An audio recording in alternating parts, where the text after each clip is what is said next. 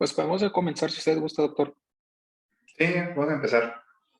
Muy bien. Bueno, mi nombre es Emiliano González y junto con el doctor Neptalio Ayala vamos a dar este bloque de optometría y vamos a hablar sobre lo que es la miopía y hipermetropía, sobre la etiología de curvatura de índice, de longitud axial, la cálculo de la magnitud de la miopía, los tipos de correcciones ópticas para la miopía, el cálculo de las correcciones en armazones y las consideraciones quirúrgicas.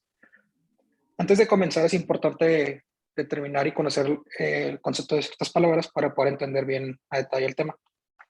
Por tanto, como ya vimos antes, un ojo métrope es aquel en el que el punto remoto del infinito, nosotros vamos a poder ver bien de forma nítida el objeto más lejano sin estar en un estado de acomodación. Entonces eso lo vamos a conocer como el punto remoto. El punto remoto o el punto lejano es el cual nosotros vamos a ver un objeto de forma nítida en un estado de relajación. Y el punto próximo es el objeto que vamos a ver de forma nítida con el estado máximo de acomodación. Cuando ponemos estos dos conceptos y hablamos del punto remoto y punto próximo, luego ese visual vamos a tenerla en esos dos puntos. Cuando hay una alteración en esto, pues vamos a entrar en lo que es una metropía. Las ametropías las vamos a dividir en dos grupos, como ya sabemos, las esféricas, donde entra la miopía e hipermetropía, y el astigmatismo. Es importante también conocer las potencias, ya que esto van a ser conceptos que vamos a ver más adelante y nos van a dar una determinada idea de lo que puede estar afectándose. Entonces tenemos que saber que la potencia corneal es el 2/3 de la potencia del ojo, donde la medida es de 43 dioptrías. La medida de los hipermétropes es de 42.86 dioptrías. La miopía en los miopes, la medida es de 44 y pues en los métropes es de 43. En la potencial cristalino, pues sabemos que lo vamos a determinar que es de unos 20 dioptrías. Es importante saber estas dos porque cuando se afectan, vamos a hablar de una alteración en la potencia refractiva. Cuando hablamos de la profundidad de la cámara, es importante saber también que en el nacimiento tenemos de 3.35 milímetros y a los 15 años de 3.75. A los 20 años está como aproximadamente en 4 milímetros y esta va a ir decreciendo a lo largo de la edad, a llegar hasta los 70 años a un punto de 3.5 milímetros. Para mí las más importantes va a ser la longitud axial, la potencia de córnea y la potencia del cristalino, ya que estas son las que nos van a determinar las alteraciones o lo que vamos a conocer como miopía o hipermetropía. La media de la longitud axial está entre 23 y 24. En el nacimiento está entre 17 y 17.5, los 3 primeros años de 23 milímetros, y entre los 13 a 15 años de 24 milímetros. La longitud axial es muy importante, ya que por cada milímetro que aumenta son más 3 dioptrías.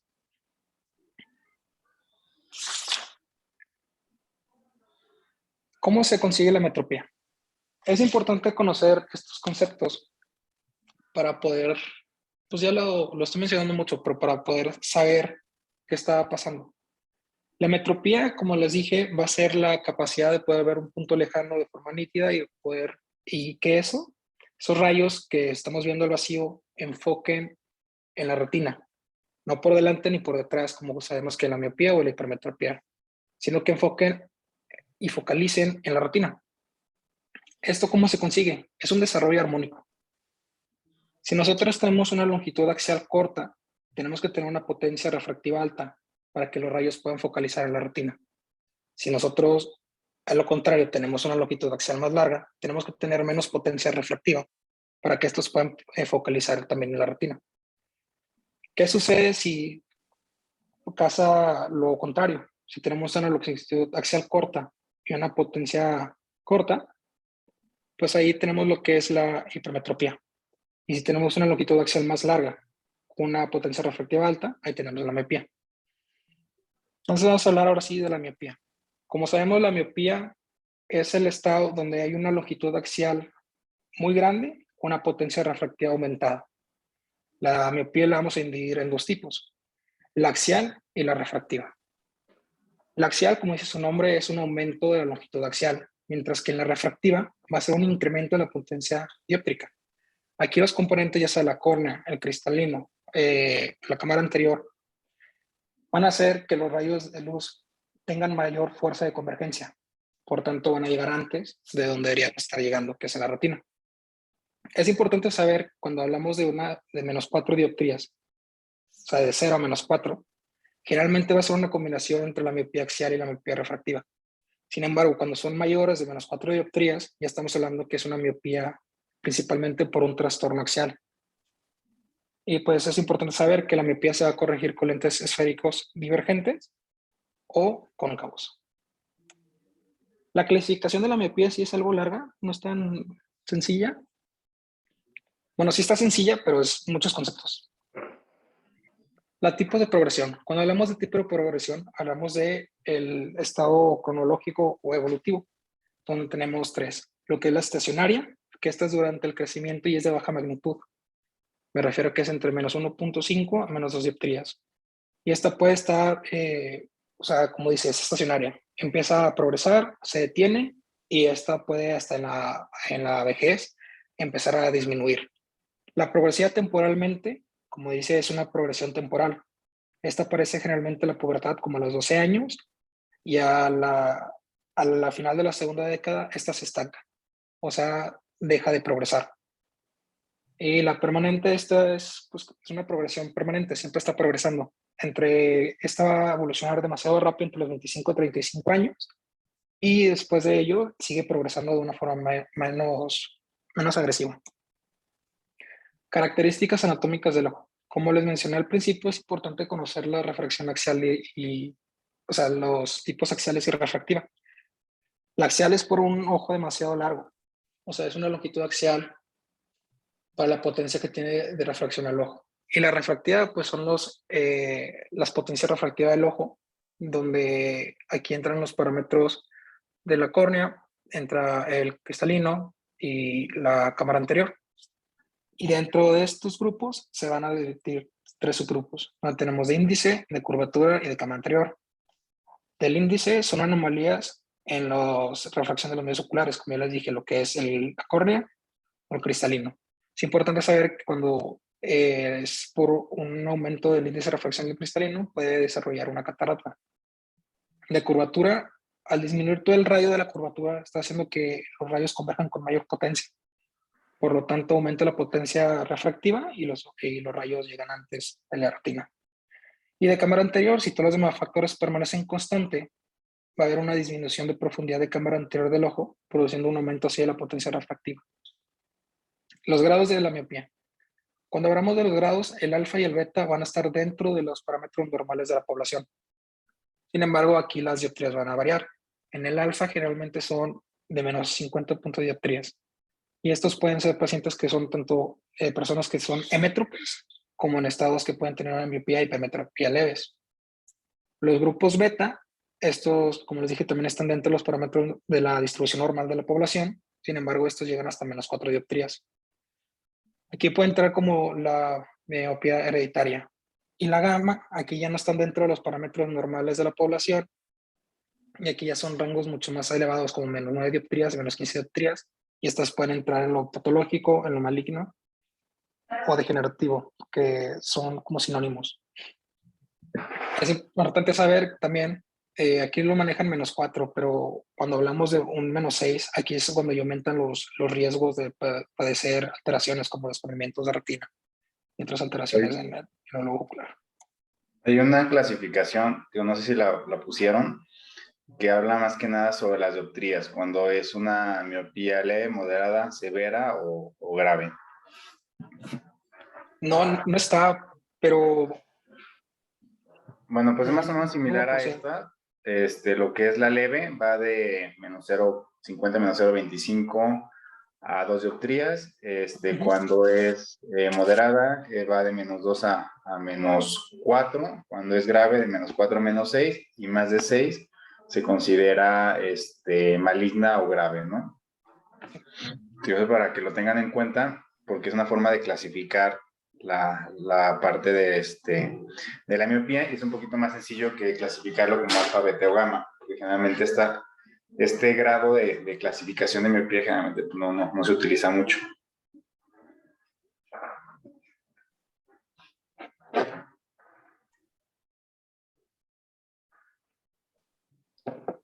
¿Prosigo, doctor?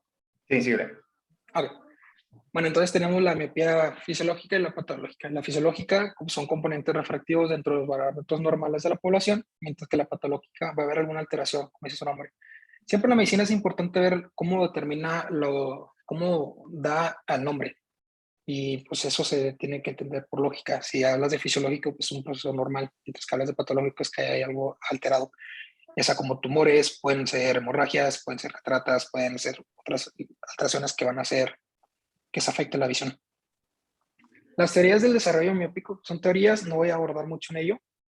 Sin embargo, en la clase pasada mencionaron la teoría del uso del abuso, donde las personas que están, como me mencionaban, que en la escuela los niños empiezan a leer mucho y entonces empiezan a forzar mucho la, la, la refracción del ojo, produciendo una alteración miópica. Sin embargo, hay estudios que no, o sea, los estudios no han determinado que eso sí sea, no determinan que sea cierto, pero sí determinan que las personas que son miopes les va mejor en la escuela que los que son hipermétropes. Bueno, la clasificación en la aparición, pues congénita, como les digo, es obvio, lo dice el nombre, congénita desde el nacimiento y está a persistir durante toda la vida. La juvenil empieza a los 6 años y principios de la adolescencia. Entre más adulto la presentas en ese estado, es más débil. O sea, la miopía es generalmente más leve. La edad adulta temprana está entre los 20 a 40 años y en la avanzada es posterior a los 40.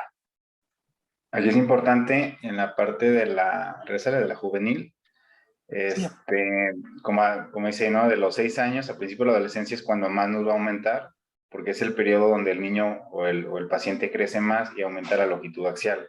A partir de los 8 años, bueno, a partir de los 12 años, 12, 14, sigue aumentando, pero ya de una forma un poquito más leve. Entonces sí es importante en la consulta que estén revisando el control de la miopía y, y la recomendación más que nada a todo paciente, sobre todo niño, que empiece con miopía, dilaten la pupila, porque muchas veces nos abre un espasmo acomodativo y ha pasado que van a ópticas de repente o otros lugares donde le toman nada más el auto y si trae un -3 le ponen el -3, ve bien y ya, se queda, ¿no? Entonces es importante estarlos checando y hacerle su corrección ya sea con cicloplegia o mínimo con el retinoscopio. Listo. sí, también es importante recordar, como mencionaba el doctor, aquí están en crecimiento y recordemos que por cada milímetro de longitud axial comente son más 3 dioptrías.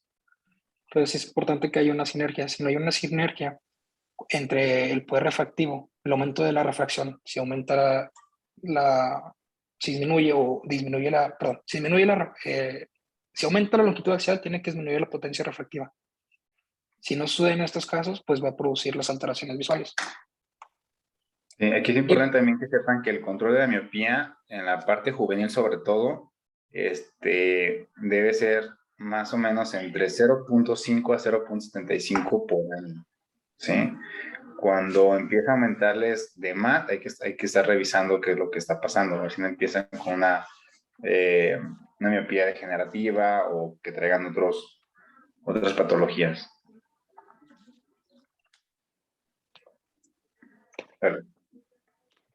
Y pues dentro de la edad tenemos otros subtipos que son de apariciones tardías.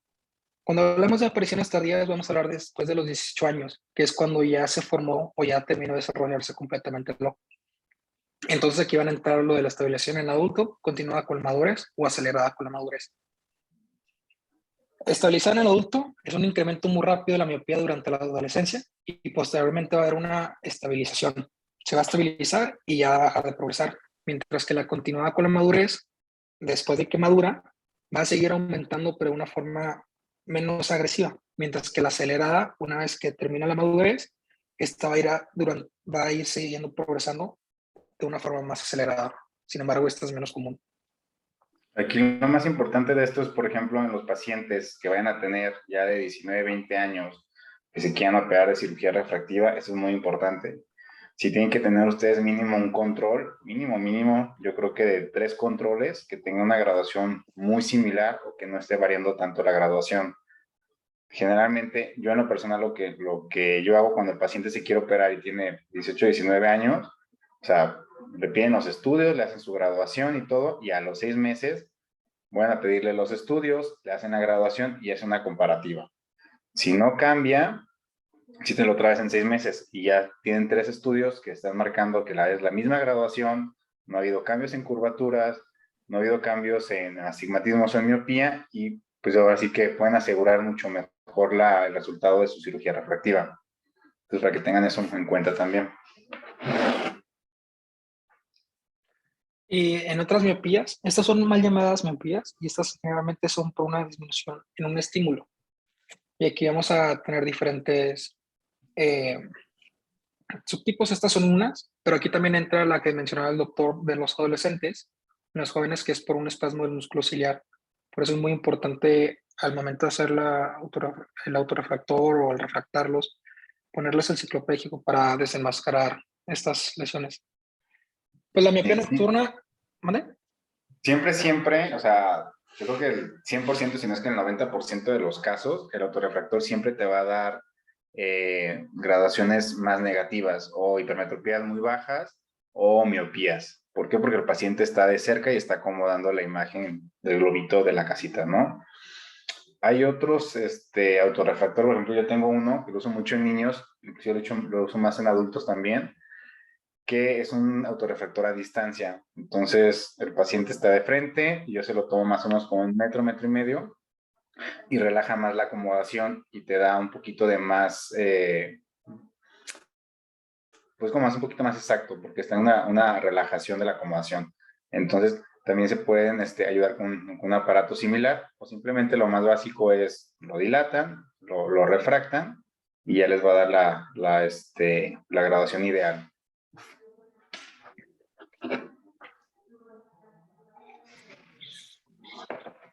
Sí, Dentro de las miopías, pues tenemos las otras miopías, como mencionaba el doctor, la pseudomiopía. También tenemos la miopía nocturna, que esta va a ser por una disminución de los estímulos de la luz o pueden ser por aberraciones al momento de la dilatación popular. Es importante saber que una aberración son las aberraciones oculares, las tenemos de bajo y de alto grado o orden. Las de bajo grado o bajo orden son manchas irregulares y pequeñas y estas se corrigen con lentes, mientras que las de alto orden, estas pueden ser, no se pueden corregir con lentes. Generalmente estas las dejan ahí o las operan. Ahora vamos a hablar de la hipermetropía. La hipermetropía es totalmente lo contrario a la miopía. Aquí la hipermetropía, generalmente estas son infradiagnosticadas. ¿Por qué? Pues es muy sencillo. Les explico. Como sabemos, la hipermetropía es los rayos de luz van a converger después de la retina. Por tanto, aquí influye mucho el poder refractivo de la persona. Por tanto, si el poder refractivo puede, ¿cómo lo digo? Puede ganarle a, la, a las dioptrías que se están sobrepasando, pues se puede decir que está enmascarado, está ocultado, o sea, no lo vamos a determinar. La hipermetropía se debe ser visible cuando el poder refractivo ya no puede hacer que los rayos converjan en la retina. No sé si me estoy dando a entender o no sé si me estoy explicando. Aquí yo creo que es más sencillo decir que tiene que ver mucho con la parte acomodativa. O sea, realmente el hipermétrope acomoda mucho o te acomoda de más. ¿Sí? Entonces, algo muy importante es que deben recordar es que el 80%, 60-80% de los recién nacidos son hipermétropes. Obviamente el ojo es más chiquito, conforme va creciendo, la longitud axial va aumentando y la hipermetropía va disminuyendo. Pero durante el proceso hay muchas fluctuaciones porque depende mucho de la cuestión acomodativa. Yo creo que depende más de la acomodación en sí que de la longitud axial.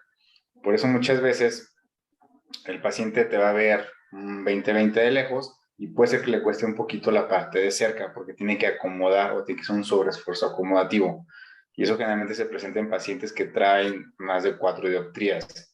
Inclusive hay pacientes niños que traen hasta 5 dioptrías y te ven un 20-20 sin ningún problema. Entonces, muchas veces se enmascara por eso. Van a una revisión o van a una óptica o no se revisa adecuadamente. Pues el niño trae un 20-20 de lejos, un 20-20 de cerca, le toman el auto y probablemente en el auto le salga un +1 y pues está perfecto, ¿no? Pero nunca dilatan la pupila y nunca revisan o le hacen una retinoscopía, que también es un poco más sencillo, y te dan cuenta pues que el paciente no trae uno, sino trae 4, trae 5, trae 6, ¿no? Entonces ahí es cuando ya ocupa un lente para acomodar, ¿no? Sí, Pues ya explicó el doctor muy bien lo que es la hipermetropía.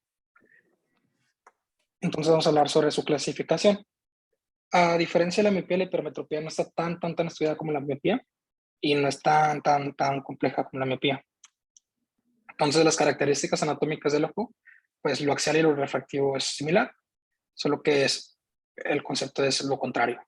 La longitud axial es demasiado corta para la potencia refractiva del ojo.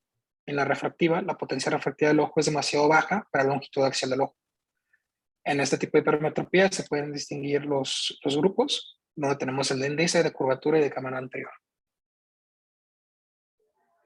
Aquí los grados lo vamos a determinar en baja, media y alta. Baja es de 0 a más 3 dioptrías, media es de más 3.25 a más 5 dioptrías y alta de mayor a 5.25. Y aquí también, generalmente, cuando hablamos de la combinación de estos dos en los leves y cuando es más por la longitud axial, son cuando son, como dice el doctor, superiores a más 4 dioptrías. Pues también entre lo fisiológico contra lo patológico, las metropías patológicas son por lesiones como tumores, hemorragias, aplanamientos corneales, mientras que las fisiológicas son las que no son patológicas. Y aquí es lo que mencionaba el doctor, existe la calificación por respecto a la acomodación, donde tenemos la total, que es lo que es el valor de la retinoscopía utilizando el control adecuado de la acomodación, para la que es necesario usar la cicloplegia. La latente es la hipermetropía que no aparece en la refracción del examen subjetivo. Y este es por un espasmo del músculo ciliar o un tono excesivo. Y aquí siempre hay que hacerlo ciclopléjico para poder determinar su magnitud. Y la manifiesta es la hipermetropía valorable en un examen optométrico y que se compensa por la acomodación o con un lente. En un examen refractivo subjetivo viene dada por el máximo de lentes positivos necesaria para la máxima agudeza visual en la visión lejana y pueden presentar dos tipos, la absoluta o la facultativa. La absoluta no puede ser compensada con la acomodación y es el responsable de que un hipermétrope no alcance una agudeza visión normal a la visión lejana, mientras que la facultativa aquí puede ser compensada por la acomodación. aquí en Eso es lo esta que, parte es importante cuando hagan una refracción, sobre todo en hipermétropes, que rompan esa parte acomodativa del espasmo. Digo, una opción muy básica muy sencilla, es ponerle gotitas, ¿no? Le pones TP y se va relajando el cristalino y va relajando la acomodación. Otra opción que pueden hacer en consultorio, igual eso lo checan con Jackie cuando la vean, hay una técnica que se llama máximo positivo y máximo negativo. Generalmente lo usas para visión cercana o visión lejana. Lo pueden hacer para visión cercana, es un poco más sencillo, rompen más la parte acomodativa, ponen al paciente con su cartilla 35-40 centímetros, que vea una imagen o una letra. Entonces ya ustedes ya lo evaluaron, tiene su graduación, entonces le empiezan a poner más graduación que esté viendo la imagen, y en cuanto esté borroso, otra vez relajan y aclarar, y otra vez borroso y aclarar. Lo pueden hacer 2-3 veces, y eso hace que el cristalino tenga su acomodación y de repente rompa y empiece a acomodar más y les va a soltar siempre más graduación. Terminan con eso, lo ponen con visión lejana y hacen el mismo ajuste, positivo y negativo hasta que aclare. Y si en su refracción manifiesta el paciente a lo mejor les dio un +1, pues probablemente al momento que rompes acomodación, a lo mejor el paciente te puede dar hasta, bueno, dependiendo de la edad, hasta +1.50, 2, 2.25 o hasta 3, ¿no? Y es una forma de hacerlo sin necesidad de usar la cicloplegia. Ahora, lo ideal en todo paciente hipermétrope es hacerle una refracción bajo cicloplegia, ¿sí? Desgraciadamente en los pacientes jóvenes adultos, el hipermétrope no tolera toda la graduación, entonces tienen que irle subiendo poco a poco la graduación o dejar la graduación completa y pues esperar en que en 2-3 semanas se acostumbre a su graduación. ¿Sigue? bueno, aquí ya va a entrar el doctor Natali. Antes de que continúe, no sé si tengan alguna duda, alguna pregunta sobre lo que di. Regresarle un poquito a miopía. A ver si tienen alguna duda con miopía. Aquí en cuanto a la miopía, es importante también que sepan que, bueno, la miopía es una pandemia, cada vez hay más miopes, y eso tiene que ver mucho con la parte, pues, ahora sí que familiar, congénita, y también, como se habla en esas teorías, es la parte del trabajo, ¿no? Cada vez son más personas que trabajan frente a una pantalla, cada vez son más personas que los espacios de oficina son cada vez más reducidos, entonces no tienen una acomodación relajada. Entonces, ahí entra más la parte de la teoría del uso o el abuso. Creo que ahorita el país que es más miope a nivel mundial es Corea del Sur, que son 9.3 pacientes de cada 10. ¿Sí? O sea, todo el mundo es miope ahí. ¿Sí? Y la característica principal de ese país es eso, o sea, son poblaciones muy grandes que trabajan en oficinas muy pequeñas, en pantallas más de 6, 8 horas, no tienen periodos de relajación continua, y eso a su vez les va formando un espasmo acomodativo ahí viene un uso o abuso de una visión próxima, ¿no? Entonces, eso sí que les quede claro esa parte, porque al final de cuentas la miopía es una pandemia que hay que empezar a tratar y cada vez se ve más en niños. ¿Sí? Yo creo que hace 10 años veías 3 miopes de cada 10 y ahora yo creo que ves 5 miopes de cada 10, ¿no? Entonces, sí es importante que aparte de la corrección que le hagan, que sea una corrección con lo menor cantidad de graduación que le pongan al paciente, obviamente que vea el 20/20, también les den datos de higiene visual. Eso les va a ayudar bastante. ¿Hasta ahorita otra duda, alguna pregunta? Doctor, yo sí tengo una duda, pero no sé si lo vamos a ver más adelante. Yo me acuerdo que Jackie nos había comentado que había en los miopes, como cierto límite en la refracción, para corregir en los lentes su miopía, pero no sé si lo vamos a ver más adelante. ¿Cierto límite en cuanto a qué? La Creo corrección que, que se les puede dar. creo que se pregunta porque el miope siempre quiere más. Entonces siempre hay que darle lo mínimo donde ya pueda ver bien.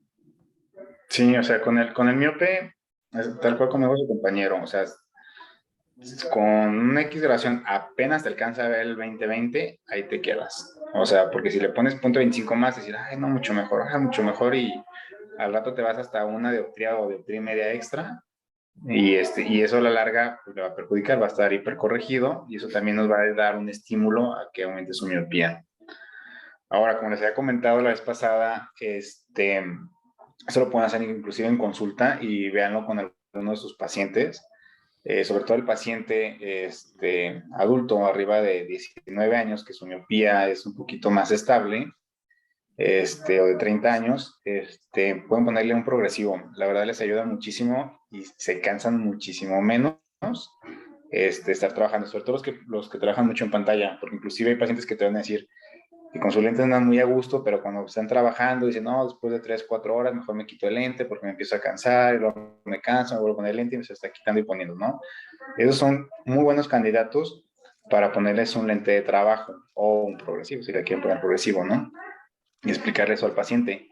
Y el progresivo lo que va a hacer es quitarle su graduación de miopía o una dioptría y media, para que tenga una acomodación mucho más cómoda, ¿sí? Y ya no sea una acomodación sostenida o muy forzada por mucho tiempo.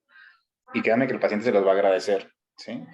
Inclusive tengo un paciente que tiene 36 años, creo que el paciente, y ya cada año y medio le he ajustado la graduación, inclusive la miopía le ha disminuido, creo que 0.75, ¿no?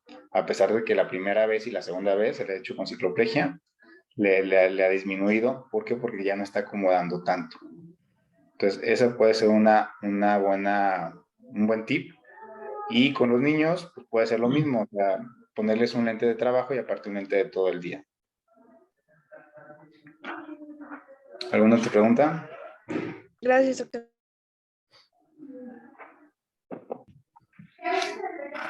Pues yo creo que vamos a proseguir con lo de los lentes. Ok. Bueno, muy buenos días a todos. ¿Me escuchan? Sí, Sí, perfecto. Solamente, muy bien, doctor Edgar, una cosa a considerar de la pregunta de Lisette es de que lo que usted dijo, es importante considerar hacerle ciclopegia a estos pacientes. Y generalmente la grabación que se le va a dar va a ser no con la que mejor corrige, sino la de la ciclopegia, que si después se la prueban, va a llegar a un 20-20 generalmente el paciente. Sí, sobre todo en los pacientes que son hipermétropes y que tienen como una ambliopía, o sea, que de repente no es una ambliopía, realmente es un problema acumulativo, también lo pueden hacer con cicloplegia y les va a ver el 20-20 sin ningún problema el paciente. Bueno, continuando con la presentación, es un tema que nosotros, los que vamos a ser oftalmólogos en un futuro, generalmente no consideramos y no son menos importantes para la indicación de un lente. Primero hay que saber, aquí tenemos un dibujito de un lente donde tiene unas rayitas y unos números, en donde esos números siempre están por dentro de la patilla de un lente.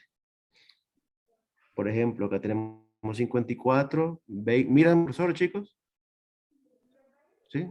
54, 20 y 140, ¿ok? El 54 siempre es el tamaño del ojo o el tamaño del lente que va incrustado en el aro. El número en medio, el 20, es el ancho del puente y el último número 140 es el largo de las patillas del aro, ¿verdad? Es importante acordarse porque más adelante se van a enfatizar mucho en estos dos primeros valores que son el 54 y el 20. Me costó mucho hacer esta presentación, doctor Edgar, así que si me equivoco, por favor me detiene y nos corrige, ¿sí? Ok. Me ayuda Emiliano, por favor, gracias.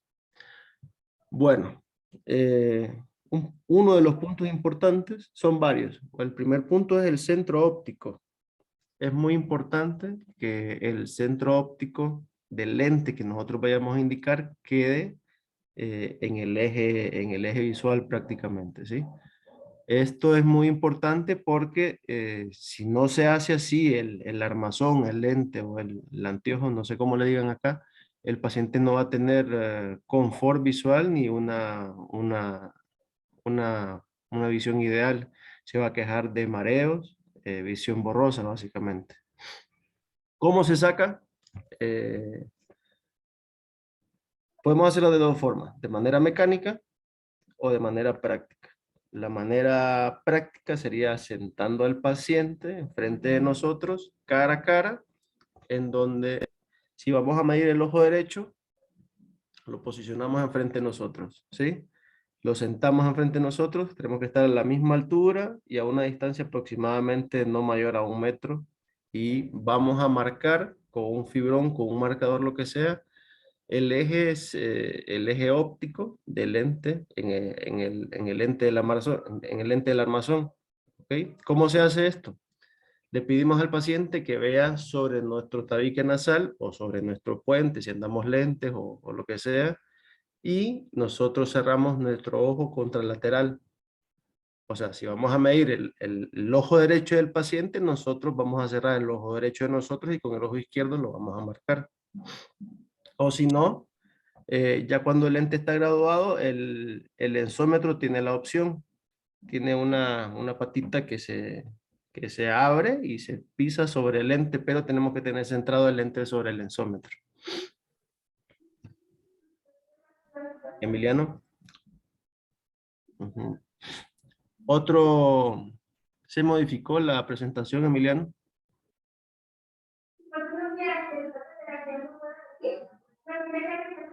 Bueno. lo tuyo no lo modifiqué. No, sí, pero no tiene el título y se mueve. No importa, no pasa nada. No, tranquilo. Sigue. Otro dato importante es la distancia nasopupilar. La distancia nasopupilar sería la distancia entre el centro óptico del paciente y la mitad del lente del puente del aro del paciente, ¿sí? Es muy importante tomar esta medida porque no siempre la distancia nasopupilar va a ser igual en el ojo derecho y en el ojo izquierdo, ¿verdad? ¿Ya no? Ahora, la altura del centro óptico. Esto se saca básicamente con la forma primera que le di para marcar el centro óptico, o midiendo desde el borde inferior del lente sobre el borde del anteojo hasta el centro óptico. Es muy importante básicamente esto para el tema de adaptación de lentes progresivos y lentes bifocales, que en la práctica se nos va a dar. Así por medio de presentación es un poco medio complicado hacerlo y no es parte de la presentación, pero sí es importante tener este dato, porque si no es así, el paciente nunca se va a adaptar a un progresivo ni a un bifocal. Ahora bien, me corrige Edgar si me equivoco, por favor. Este es un ejemplo. El centro óptico es este, que está acá. Sacado por X o Y razón, la cosa que el centro óptico está ahí. Ahora bien, ¿qué pasa si nosotros grabamos un lente y ya cuando el lente está graduado, nuestro centro óptico aparece por acá? Está descentrado completamente. ¿Estamos de acuerdo? Entonces, este paciente que tiene movido el centro óptico hasta acá, va a estar con un gran disconfort y nunca, nunca, nunca se va a adaptar al aro que nosotros le hemos indicado. ¿Verdad? Siguiente. Y les puse un ejemplo más o menos. Ejemplo 1. La distancia interpupilar me imagino que todos la manejamos. ¿Sí? Entonces, haremos un ejemplo que el paciente elige un aro, que el tamaño del aro es de 54, un puente de 20, y el paciente tiene una distancia interpupilar de 64. Se suma la medición del aro, que es del tamaño del ojo y del puente. 54 más 20 es igual a 74. ¿Estamos? La DIP del paciente es de 64. Entonces restamos básicamente la DIP. Lo dividimos entre 2, que son por los dos ojos. El resultado es 10 entre 2. ¿Cómo hago esto? 74 menos 64 es igual a 10. Y como son entre los dos ojos, se divide entre 2 y queda 5. Un aro no puede tener este dividendo mayor de 5 porque el paciente nunca se va a adaptar o se va a sentir muy, muy incómodo. Generalmente lo más accesible es abajo de 3, abajo de 4, ayudándole mucho, ¿verdad? Pero 4 o 5 el paciente generalmente no se adapta al armazón. Ahora bien, ejemplo 2. Un paciente con una DIP de 72 elige el mismo aro, ¿sí? Aro de 54 y un puente de 20. Entonces el total sería 74 menos 72, que es la suma de estos dos, 74, menos la DIP de 72, que es muy difícil, pero yo necesitaba conseguir una DIP que me diera algo normal. Entonces una DIP de 72 a un alguien muy cabezón, ¿verdad? Entonces 74 menos 72 es igual a 2. Esto sería 2 entre 2 es igual a 1, entonces esto sí sería ideal el armazón para el paciente. Esto sirve básicamente para elegir un armazón ideal para el paciente. Para atrás, Aquí, Emiliano, correcto, para atrás. aquí es importante, digo, esta parte puede ser como que un poquito más teórica, es inclusive un poquito más enredosa. Realmente, ahora sí que es bueno que sepan todo esto porque al final de cuentas el 80% de su consulta van a ser lentes, o sea, al principio, ¿sí? Antes de que vayan a empezar a operar mucho, sobre todo los que van a empezar prácticamente de cero, o sea, realmente la consulta va a ir más enfocada a lentes y poco a poco se van a ir haciendo también de procedimientos de cirugías. El adaptar un lente, hay muchos oftalmólogos que realmente no se dedican a adaptar lentes, simplemente hacen la receta y te mandan una óptica y el de la óptica se encarga, ¿no? Tú a lo mejor como vas empezando, dices, bueno, voy a tener un stock de lentes, porque al final de cuentas el lente te va a dar un poquito más y das otro servicio. Entonces sí es importante que sepan qué tipo de lentes es característico de cada paciente. No nomás porque están de moda el lente grandote, el lente grandote, no, o sea, decirle al paciente si un lente grande es adecuado para él o no. Un ejemplo muy claro, por ejemplo, pacientes hipermétropes arriba de 6 dioptrías, ¿no? Te vas a dar un lente muy grande, el ojo se le va a ver muy grande, y si el paciente, por ejemplo, que tenga 30 años, ¿no? Que tiene su acomodación, si tú no centras el punto pupilar, el eje óptico al lente que le vas a poner, con 6 dioptrías, 7 dioptrías, te vas a crear muchas aberraciones. ¿Sí? Entonces, sí es importante en pacientes, sobre todo que son de dioptrías elevadas, tanto miópicas y sobre todo hipermetrópicas, que marques el centro óptico. Ahora, sí o sí de ley, a todo paciente que va a ser un lente progresivo, tienes que marcarlo. Porque con 2-3 milímetros que no le marques o que se pase, le vas a crear una distorsión y un disconfort. En el caso de los pacientes con presbicia, un tip también es que el lente que tú les mandes a hacer, sobre todo con graduaciones un poquito elevadas, no sea muy amplio el lente, porque acuérdense que el lente progresivo es un lente que es un corredor central, ¿sí? Entonces todo lo que es las áreas laterales no tienen graduación, por ende son áreas aberradas. Entonces, entre más grande sea el lente, más aberraciones va a tener el paciente. Entonces, esa es la parte más importante de la centración del eje óptico o de la pupila. Listo. Gracias, doctor Edgar. Bueno, y también tenemos otro punto importante que es el ángulo pantoscópico. Es la inclinación que debe fluctuar entre 12 y 15 grados aproximadamente y se aplica en el talón de la bisagra. Previa a la medición de las alturas, por esta razón deben preferirse monturas metálicas porque si son metálicas son más maleables y se pueden pues corregir de alguna u otra manera. El ángulo espantoscópico es esta línea perpendicular, paralela a la córnea, y la otra, el ángulo lo va a dar el lente, que es esta línea que vemos por acá. Este ángulo entre el lente y la línea paralela a la córnea tiene que ser aproximadamente entre 12 y 15%. Los que usan lentes generalmente pueden verlo ahora y van a ver que la mayoría de los lentes tienen este ángulo.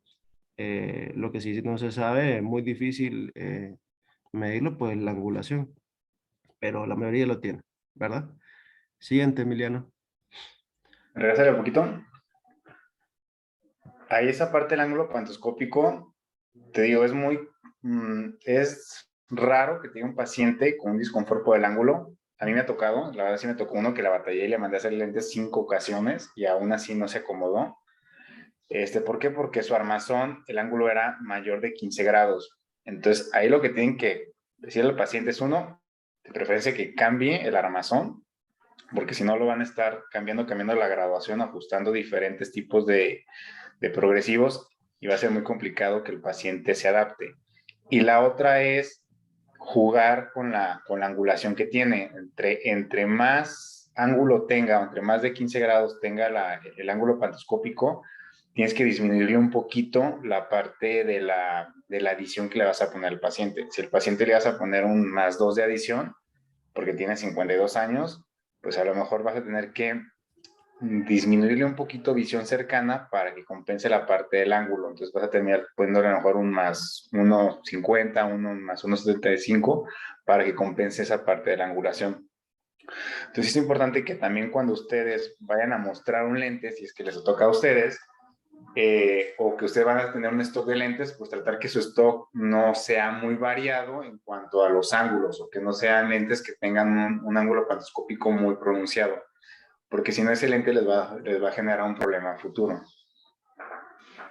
Eso. Gracias, Adrián. Bueno, y consideraciones quirúrgicas, pues eso solamente los voy a enumerar porque me imagino que durante nuestra residencia vamos a ahondar más en el tema. La primera opción que tenemos generalmente es la lensectomía clara. La lensectomía clara, pues básicamente es una cirugía de faco, ¿verdad? Facomulsificación, en donde se saca el cristalino, en este caso no sería la catarata. No pude encontrar una foto de un cristalino claro, sino de una catarata, pero básicamente se hace lo mismo, ¿verdad? Se saca el cristalino y se pone un lente intraocular ahí que, como ustedes saben, los que han entrado al quirófano, tenemos monofocales, trifocales, bifocales, multifocales, para con el fin de, pues, el paciente no usar lentes, ¿verdad? Siguiente. La PRK, que la hacemos en la clínica, pues consiste en ablacionar la capa más superficial del lecho estromal con un examen, con un láser excimer para modificar la curvatura corneal. Esta técnica se realiza eliminando previamente un epitelio corneal con una solución alcohólica al 20%, para después aplicar láser excimer directamente sobre la capa superficial del estroma corneal. Antes de aplicar el láser, pues se hace un raspado con una espátula especial y luego se le aplica el láser.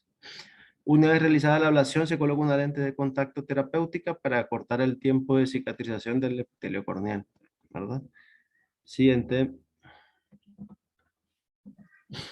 El LASIK es una técnica quirúrgica. Me dan un momentito, no me tardo, un momentito. Ahorita regreso. Ok. Listo, ahora sí, perdón. Bueno, perfecto. Continuamos con el LASIK. Consiste primeramente en crear un corte laminar superficial muy fino en la córnea, colgajo. Para crear este flap o colgajo se utiliza un microqueratomo o cuchilla o láser femtosegundo, que este láser pues en la clínica no lo tenemos. El grosor del flap oscila entre 80 y 100 micras y ahí tiene un diámetro de 8 a 9.5. El flap se pliega hacia un lateral, generalmente siempre es hacia el lado nasal, dejando un descubierto del estroma corneal para posteriormente aplicar el láser excimer. Una vez realizada la ablación, se procede a volver a poner el flap sobre la posición en la que estaba y nada más. Siguiente. Y tenemos una otra técnica quirúrgica que es la más innovadora, no más las más nuevas, pero se creó aproximadamente, se empezó a realizar la cirugía SMAUD a partir del año 2016. Es una de las más modernas de las cirugías refractivas con láser, considerada actualmente como la técnica menos agresiva y menos invasiva, menos que la PRK y menos todavía que la SIC. Siendo el orden de la más agresiva a menos agresiva, la SIC es la más agresiva porque hace más ablación, luego la PRK y luego la SMILE. Este procedimiento incluye la creación de un lentículo de tejido intraestromal utilizado en el láser de femtosegundo. El láser de femtosegundo aplica unos pulsos a una determinada profundidad en el estroma corneal, creando fotodisrupción del tejido o una burbuja gaseosa de agua y dióxido de carbono, de manera que el tejido se separa del resto formando una pequeña lente o lentículo dentro de la córnea. Este lentículo es extraído a través de una microincisión de 2 milímetros, que lo podemos ver ahí en la imagen, y previamente realizada por láser femtosegundo. ¿Verdad? Esas son algunas de las consideraciones quirúrgicas con el tema de la miopía y hipermetropía. Y bueno, si tienen alguna pregunta, por favor, nos hacen saber. No sé si van a verlo con Jackie, esa parte también de materiales de lentes. Es importante también que lo chequen con ella o que lo revisen para ver qué tipo de material de lentes le van a dejar a su paciente, ya sea un CR39, un policarbonato, si van a ser lentes de alto índice, lentes adelgazados. También es importante que sepan qué tipo de pacientes son candidatos para un lente progresivo y un lente bifocal. Les hago mucho énfasis en esto, como les digo, porque al final de cuentas va a ser lo que más van a ver en su consulta al principio, antes de lo quirúrgico, va a ser mucho refractivo. Posterior a eso, pues ya van a ir viendo, conforme van avanzando en la residencia y conforme van avanzando con sus pacientes, pues cada vez más cuestiones quirúrgicas, ¿no? Yo creo que otro punto que también tienen que checar es la parte de lentes de contacto. O sea, no meterse tanto a contactología, pero sí que tengan una idea cómo es un lente de contacto, cómo funciona el lente de contacto y ver qué tipo de grados o de rangos de graduación tienen los lentes de contacto normales, o sea, sean los anuales o los mensuales. Y obviamente para pacientes ya un poquito más especiales, pues mandarlo ya sea con el contactólogo o ya sea que alguno de ustedes vea esa opción también extra como contactología, pues también puede ser otra opción también para su paciente. ya que como todo, el paciente se tiene que individualizar y hay quien sí va a ser quirúrgico y hay quien definitivamente no va a ser quirúrgico. Entonces es importante que también sepan eso en su consulta. Yo sé que al principio les va a decir, no, pues todo quirúrgico, todo lo opero, ¿no? Pero sí hay pacientes que realmente sí está indicada una cirugía refractiva y hay pacientes que de plano no está indicada la cirugía refractiva. Entonces tienen que tener más alternativas que ofrecer al paciente. ¿En la Hasta el clínica momento, ¿alguna duda, tenemos alguna alguien pregunta? que haga contactología o no? ¿Perdón? ¿En la clínica tenemos alguien que haga contactología o no? No sé si está como de planta, pero sí sé que está externa. Está Emma Cedillo. Ella es optometrista, hizo contactología y, por ejemplo, en lo personal yo a ella le mando a los pacientes que va a hacer para contactología, o sea, pacientes con queratocono, Maneja lentes esclerales, una... entonces. Así es, ¿mandé? Maneja lentes esclerales. Sí, ella maneja mucho lente escleral. Sí, Ah, Va, tanto, o sea, ¿perdón? va solamente una vez a la semana. No recuerdo si es martes o miércoles, pero va solo una vez a la semana, pero sí está ahí de planta, en San Ángel. Fíjate que lo que pueden hacer es que hablen con ella, o sea, que digan, ¿sabes qué, Emma? A un favor, un día que tengas chance, pues que les dé una plática, o sea, sobre qué es el lente de contacto, cómo funciona, qué es lo principal, las principales características, más que nada para que lo conozcan y tengan esa opción también que ofrecer al paciente. Sí, porque está muy padre que tú le digas al paciente, mira, sabes que no eres candidato a cirugía refractiva por esto, pero está esta opción, ¿sí? O está esta otra opción. Entonces, lo que realmente agradece el paciente es o sea, que le ayudes mucho con su problema, ¿no? Que le dé solución. Entonces, es importante que tengan eso en cuenta para que en un momento dado, ya sea que en su consulta ustedes lo hagan, o ya sea que lo deriven a un contactólogo, ¿no? ¿Alguna otra pregunta, alguna otra duda sobre los temas de ahorita?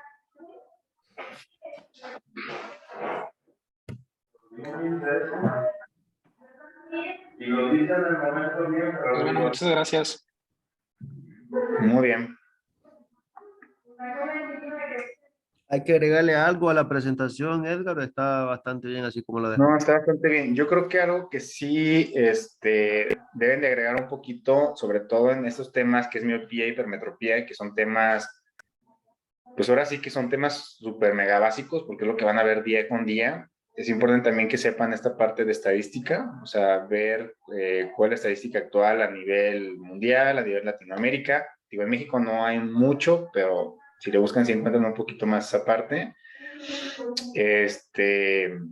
Ah, y agregar la clasificación de miopía también que dijo, ¿verdad? Y esa clasificación. De lo demás, yo creo que estuvo bastante bien.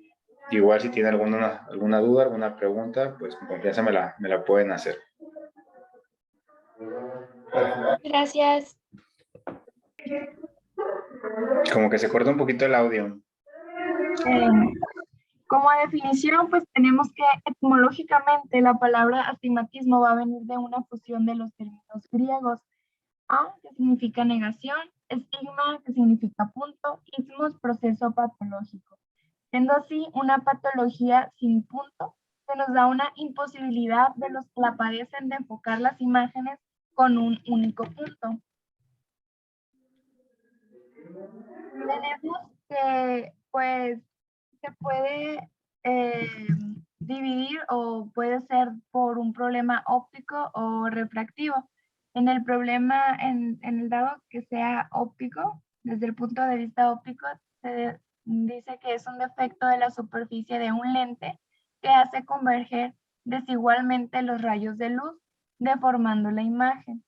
Y desde el punto de vista refractivo, pues se dice que el ojo se trata de un defecto en la curvatura de sus medios refringentes que impiden la convergencia de los rayos de luz en un solo foco, es decir, que no existe un foco puntual.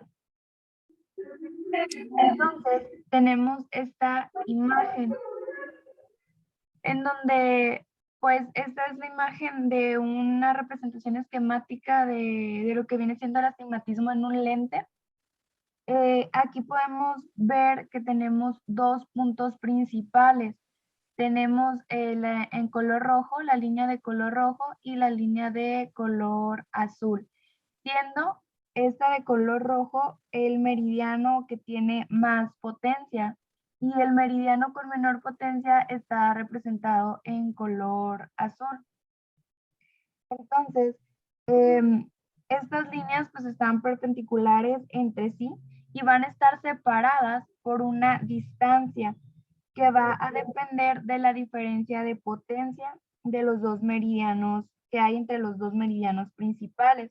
Es decir, es la magnitud del astigmatismo y esta pues, la vamos a conocer como conoide de Sturm.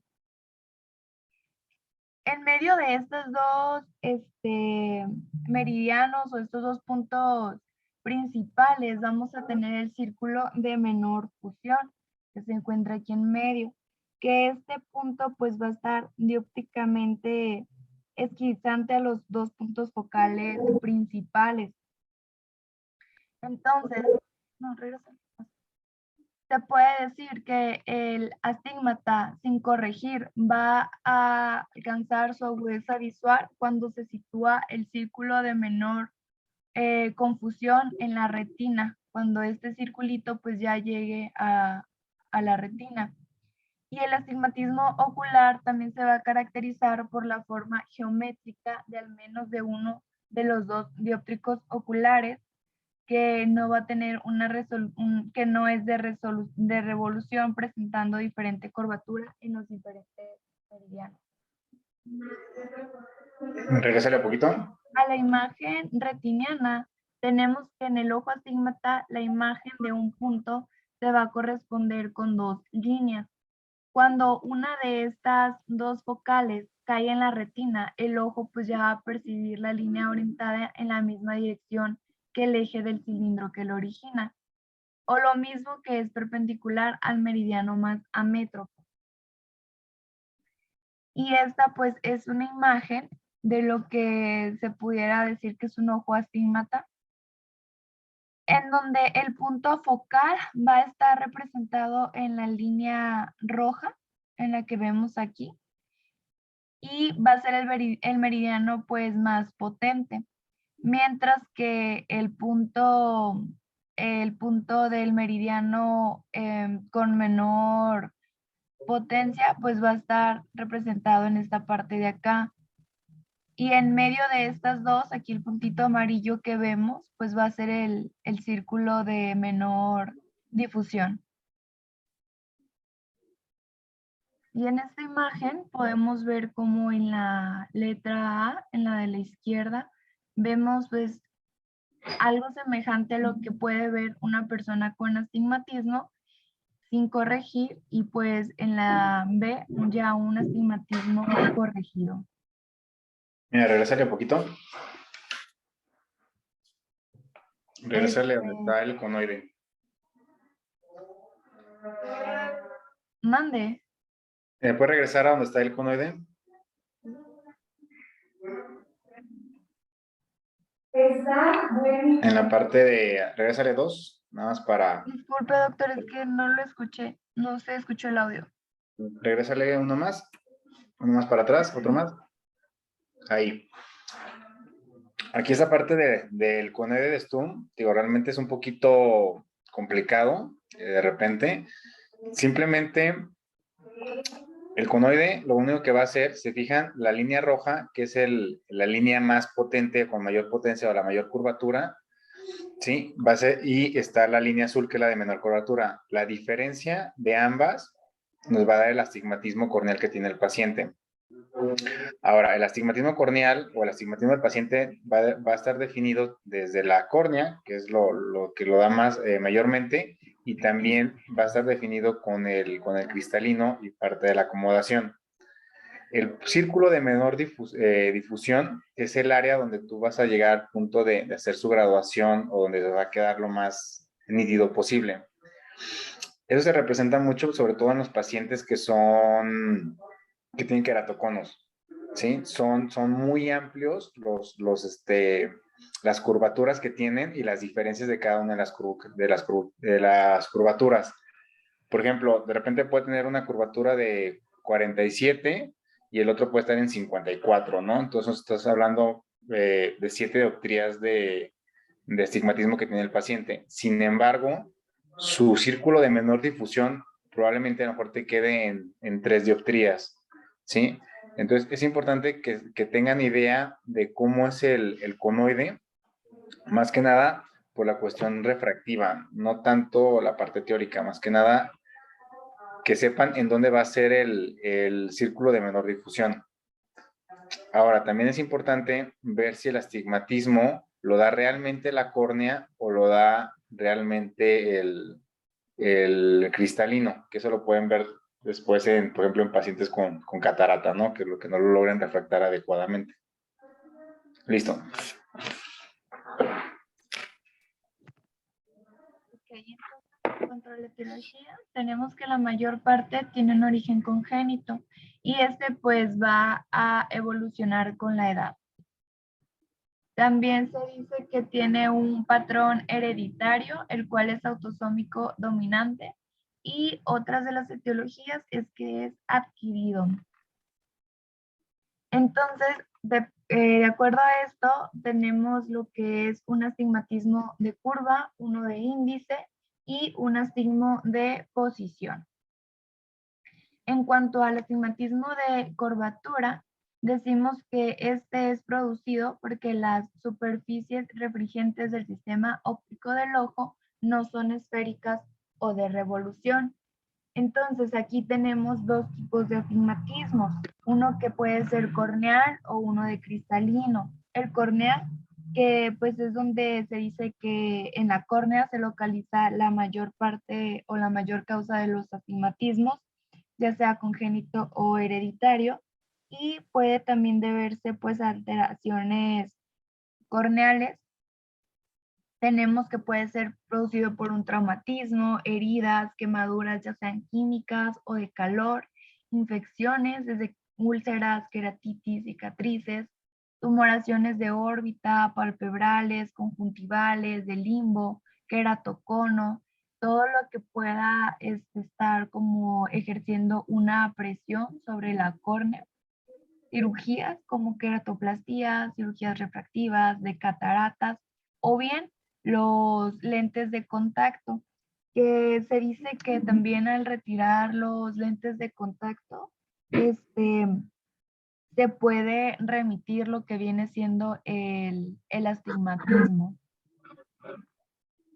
Y en cuanto al astigmatismo por cristalino, por defecto en el cristalino, pues se dice que la cara anterior del cristalino se puede ver deformada en algunos procesos, ya sean traumáticos o infecciosos. Luego tenemos el astigmatismo de índice, que pues va a ocurrir cuando la potencia varía por cambios del índice de refracción de los meridianos transparentes. Hay un error de dedo, disculpen. Y suele ser irregular.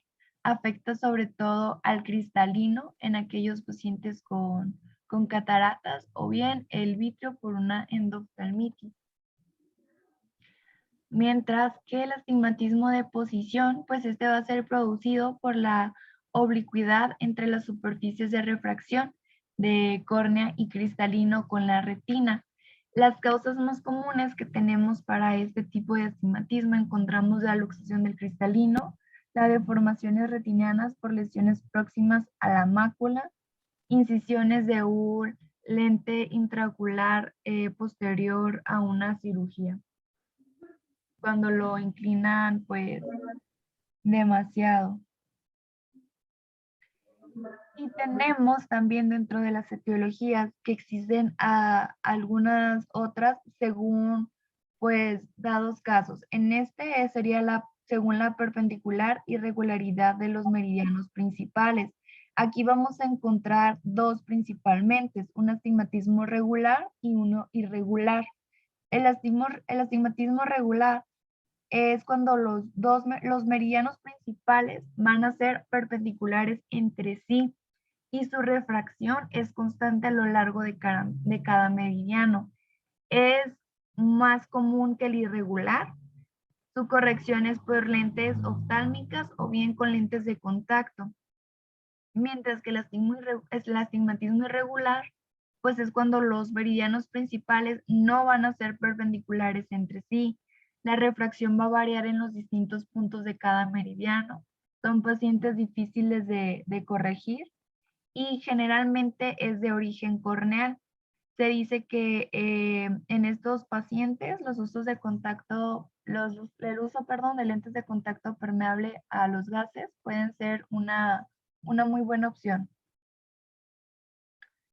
Luego tenemos otra etiología. Pues ahorita, no, regular. Ok, aquí no aparece una.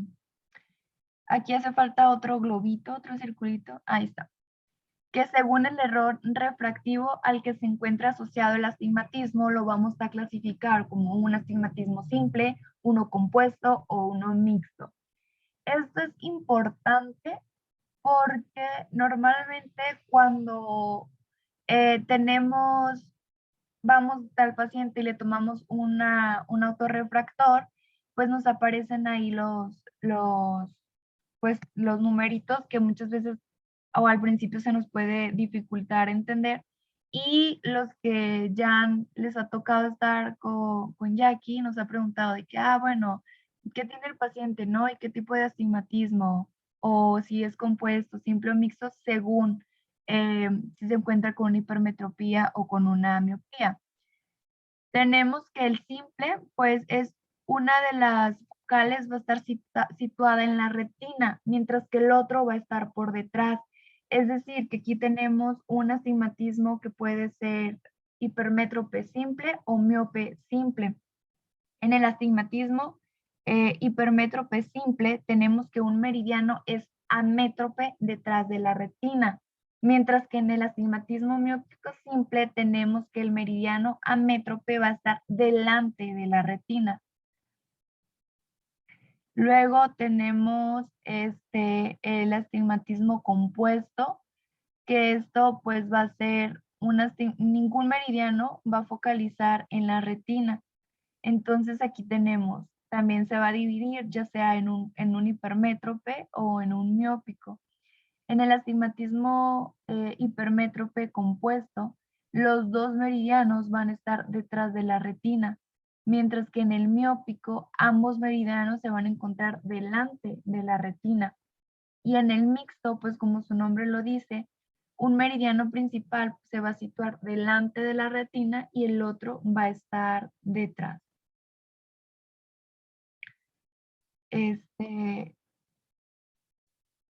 Creo que aquí había una imagen, pero no.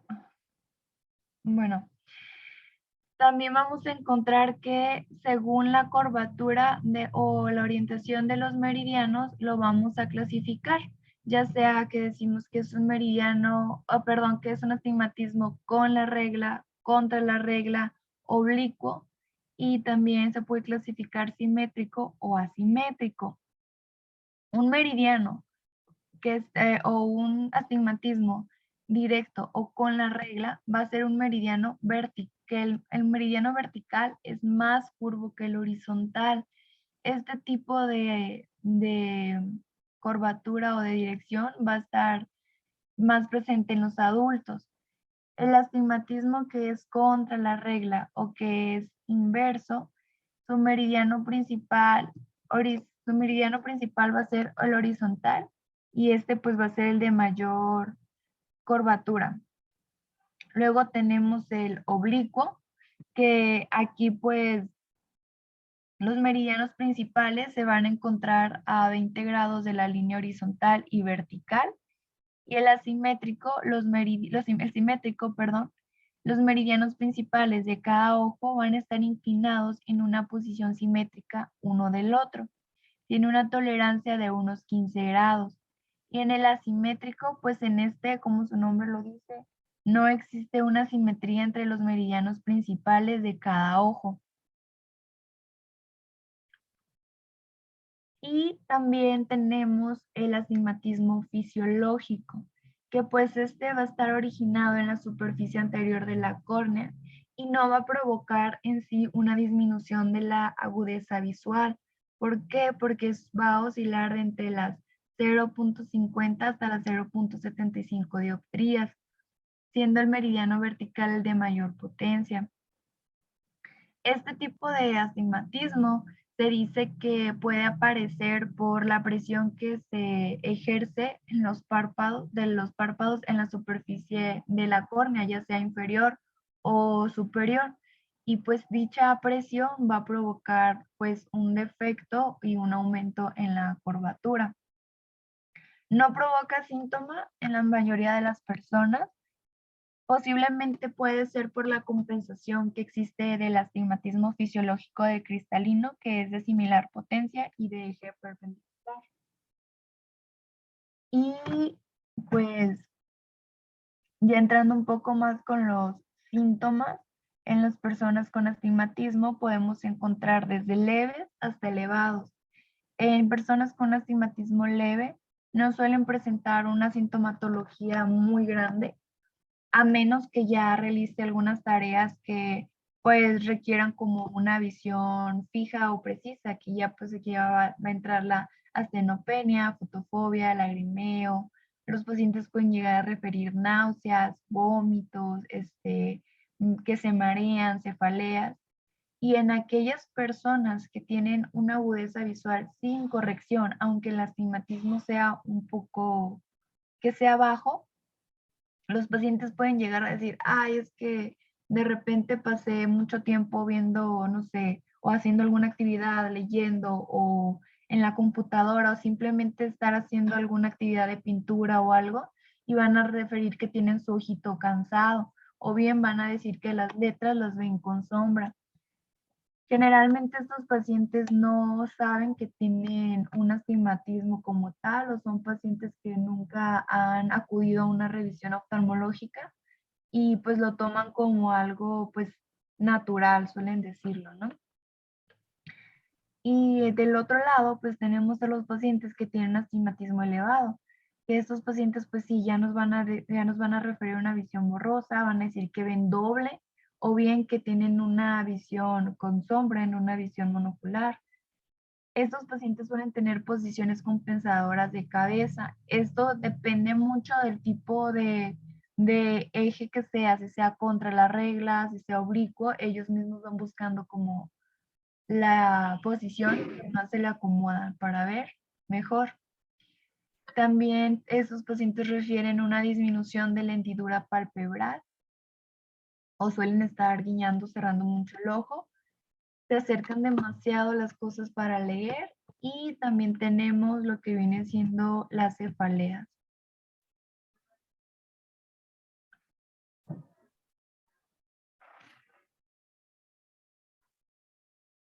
Bueno, dentro de la evaluación del astigmatismo, vamos a encontrar lo que es el reloj astigmático. Ya lo habíamos hablado con Jacqueline. Este va a ser una técnica basada en el conoide de Strunk que habíamos visto anteriormente con mi compañera Arisbel, utilizada habitualmente en la consulta diaria para la evaluación pues, del astigmatismo, como les dije. En cuanto a su aplicación, pues tenemos que considerar varias cositas. El paciente métrope, pues va a ver todos los radios igualmente negros, ¿no? El paciente astigmata va a ver una raya más negra que las demás y la perpendicular a ella, pues va a estar más borrosa que las demás. Aquí hay algo a considerar que es la paradoja astigmática, que esta va a ser la línea más negra, va a tener la misma dirección que el meridiano más métrope. Por lo tanto, el eje del astigmatismo va a ser perpendicular a ella, cuando normalmente, no sé si recuerdan con Jackie, nos comentaba que la línea más negra que vamos a ver, ahí ajustamos el eje del astigmatismo. Aquí no, aquí va a estar contrario, va a estar perpendicular a la línea más negra que encontremos. Por ejemplo, vemos la de las 11, normalmente ahí calculábamos el eje del astigmatismo, pero con la paradoja astigmática se va a ver en el meridiano de las 2 y las 8. Ahí sería el eje del astigmatismo, que sería como si fuera un hallazgo más bien, pues son nomás que se cambian no va con la regla, se podría decir, ¿no? Por ejemplo, el eje astigmático o el moñito, ¿no? Va a aparecer a 90 grados, pero en la paradoja estigmática el eje del astigmatismo estaría a 180 grados aproximadamente. Ya aquí más o menos me lo explicó que era más o menos un hallazgo como tal, ¿no? No siempre pasaba esto. Dentro de la corrección del astigmatismo, pues vamos a utilizar varias lentes, obviamente siendo cilíndricas para el mismo, que pueden ser planocilíndricas, bicilíndricas, esferocilíndricas y tóricas, ¿no? Que ahora son las que más se utilizan, pues las tóricas. Las lentes planocilíndricas, una de sus caras va a ser plana y la otra va a ser cilíndrica. Cuando el haz de luz pasa por la dirección de la cara plana del lente, o sea, el eje del cilindro, pues no sufre ninguna refracción. Si esta luz, perdón, atraviesa la lente paralelamente hacia el cilindro, ahí sí va a sufrir una refracción y pues va a ser diferente la curvatura de la lente. La imagen se va a obtener, pues va a ser una línea paralela, perdón, al eje del cilindro y pues se van a utilizar para compensar astigmatismos pues simples, ¿no? Que nomás tengan puro cilindro. En las bicilíndricas, pues estas son como si uniéramos dos lentes cilíndricas por su cara plana y se va a disminuir lo que es el efecto del cilindro. Va a anular el poder del cilindro con las lentes cuando los ejes de las dos planocilíndricas se colocan perpendicularmente entre sí, pues tienen el mismo signo y potencia.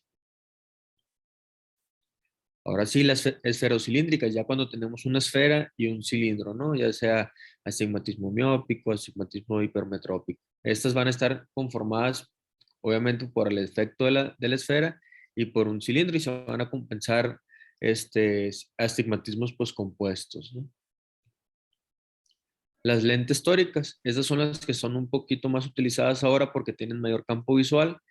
Esta lente es una esferocilíndrica tallada en una sola cara de la lente. Entonces, la otra, la cara va a ser plana y va a ser esférica o esférica. También pues se van a denominar lentes astigmáticas, ya por más conocidas, ¿no? Ahí una disculpa por la letra que me comí. Ahí está la representación de todas las lentes. Las planocilíndricas, bicilíndricas, esferocilíndricas y las tóricas, ¿no? En la parte de... Otro punto a considerar es el equivalente esférico, ¿no? Porque para nosotros, por ejemplo, nos puede ayudar en los microscopios. Si tenemos un cilindro, pues ponemos el equivalente y ahí en los binoculares y vienen para poder ponerlo. Esta es la refracción esférica que focaliza el círculo de menor confusión en la retina, ¿no? Entonces, matemáticamente se va a obtener sumando algebraicamente la esfera y la mitad del cilindro. Entonces, por ejemplo, aquí viene un ejemplo. Tiene -3 de esfera y -4 de cilindro. Simplemente sumamos la mitad del cilindro sumando -5 de esfera, ¿no? Entonces, por ejemplo, en los binoculares ahí del microscopio, lo ponemos a -5 y tendríamos que tener un equivalente esférico para poder observar bien.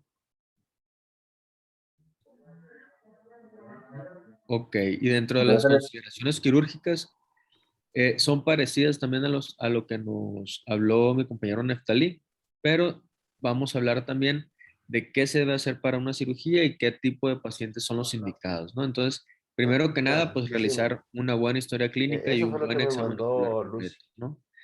Vamos a determinar la agudeza visual y la refracción del paciente. Siempre que vayamos a pasar un paciente a cirugía hay que agudeza visual y refracción. Tomar la topografía y la paquimetría corneal, pues obviamente para ver si es candidato, toma de PIO, la determinación del tamaño pupilar para Lo que la puede pagar con ablación que se va a tarjeta. hacer, Eso. ya sea en la luz o en la oscuridad, y pues dilatarle la pupila al paciente para ver el fondo de ojo, ¿no? ¿Quiénes van a ser los candidatos ideales? Sería un adulto con un astigmatismo estable con al menos 6 dioptrías, ¿no? Perdón, con menos de 6 dioptrías. Ya en astigmatismos más severos, pues no se va a poder corregir todo y pues quedaría un remanente ahí de dioptrías, ¿no? Pero pues sí se corregiría lo más posible. Y obviamente el ideal sería un paciente con ojos sanos, sin problemas en la retina, ni cicatrices corneales y pues ningún tipo de enfermedad ocular. Algunas contraindicaciones, pues, sería que tenga una historia breve, previa, perdón, de enfermedad autoinmune, embarazo o lactancia, por la cuestión ahí de que cambia la refracción de esos pacientes, o más bien la agudeza visual. Si existe o no existe historia de enfermedad ocular o de traumatismo ocular previo, ¿no? Hay que tomar bien en cuenta eso. Y pues si está en tratamiento con algún medicamento que pueda afectar el proceso de la cicatrización o que esté afectando la visión y que se deba quitar el medicamento primero y ya tener una agudeza visual pues, y una refracción pues certera, ¿no? Y pues si es ojo único, pues más que nada ahí tener cuidado y valorar bien a ese paciente por el riesgo de que alguna complicación y pues se pueda llegar a perder ahí el ojito, ¿no? Pero pues, y sería todo. ¿Alguna pregunta que tengan?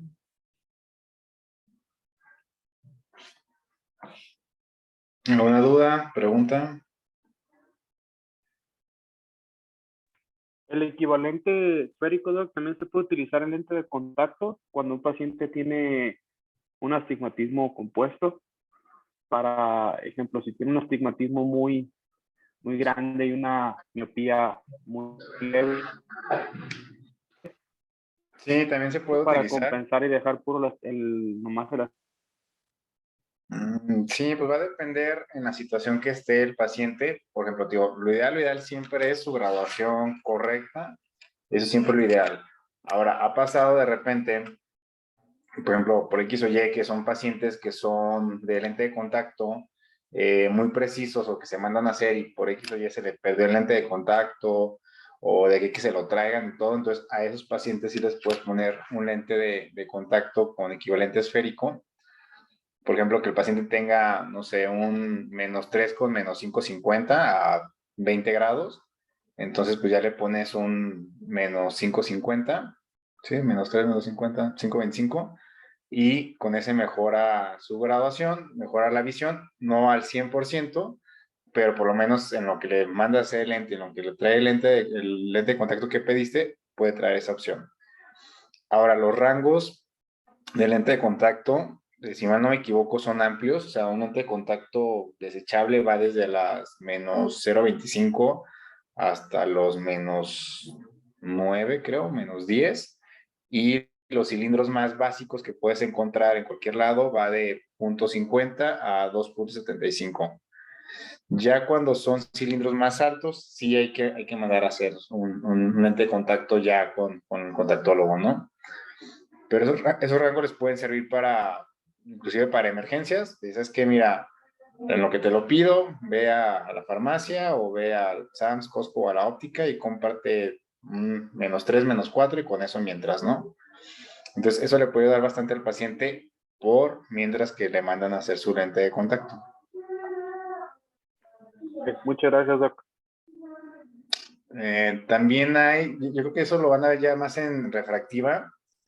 No me acuerdo el nombre, en nombre de una fórmula donde hacen como un tipo equivalente esférico para cuando son astigmatismos muy altos, lo colocan en el excimer y ya lo tratan con eso. Entonces lo que hacen es disminuyen la ablación, compensando un poquito más con la esfera, y eso también lo pueden hacer cuando vean cirugía refractiva. Digo, no es un equivalente esférico como tal, pero es similar como se maneja. ¿Alguna otra duda, alguna otra pregunta? Yo, doctor, nada más una parte quizá como complementaria o en mi rotación en el área de pediatría con el doctor Villar, una parte importante que creo yo y todos vamos a pasar con él y algo que hace mucho énfasis es la prevención de la ambliopía, que es pues la disminución de la agudeza visual por falta de algún ojito en el periodo del desarrollo visual. Él hace mucho énfasis y la literatura en que los pacientes tienen astigmatismo con la regla, se deben corregir si son mayores de 2.5, esto para evitar este mismo defecto de la ambliopía. Así es. Hay una parte también donde se habla, hay un periodo crítico, porque ya lo vieron con el doctor Villar, los que ya rotaron con él, un periodo crítico más o menos entre los 3 y 4 años, donde hay algo que se llama competitividad retiniana. Las dos retinas compiten entre sí para tener un ojo dominante, por así decirlo, ¿no? Y es cuando tenemos que estar alertas a que no vayan a tener un astigmatismo elevado o una graduación elevada entre un ojo y otro. Ahora, normalmente, en la mayoría de los pacientes, cuando tenemos una anisometropía, es decir, un ojo con mayor graduación que el otro, pueden ser candidatos a hacer una ambliopía. Cuando tienen más de 2 dioptrías, 1.5, 2 dioptrías entre un ojo y otro, probablemente les vaya a hacer una ambliopía. Entonces sí es importante corregirlo. Si en un ojo anda con un más 1, por ejemplo, el otro trae un más 3 o más 4, probablemente el ojo izquierdo les va a dar una ambliopía. Entonces es importante empezarlo a tratar. Digo, no sé si vamos a ver ambliopía en este curso, creo que lo van a ver más en pediatría. Hay unas pruebas también que se llaman pruebas binoculares, que eso igual a los que les toquen el tema de binocularidad, que es el último, igual luego les paso los datos. Hay unas pruebas que me gustan hacer mucho. A ver, espérame, para enseñárselos.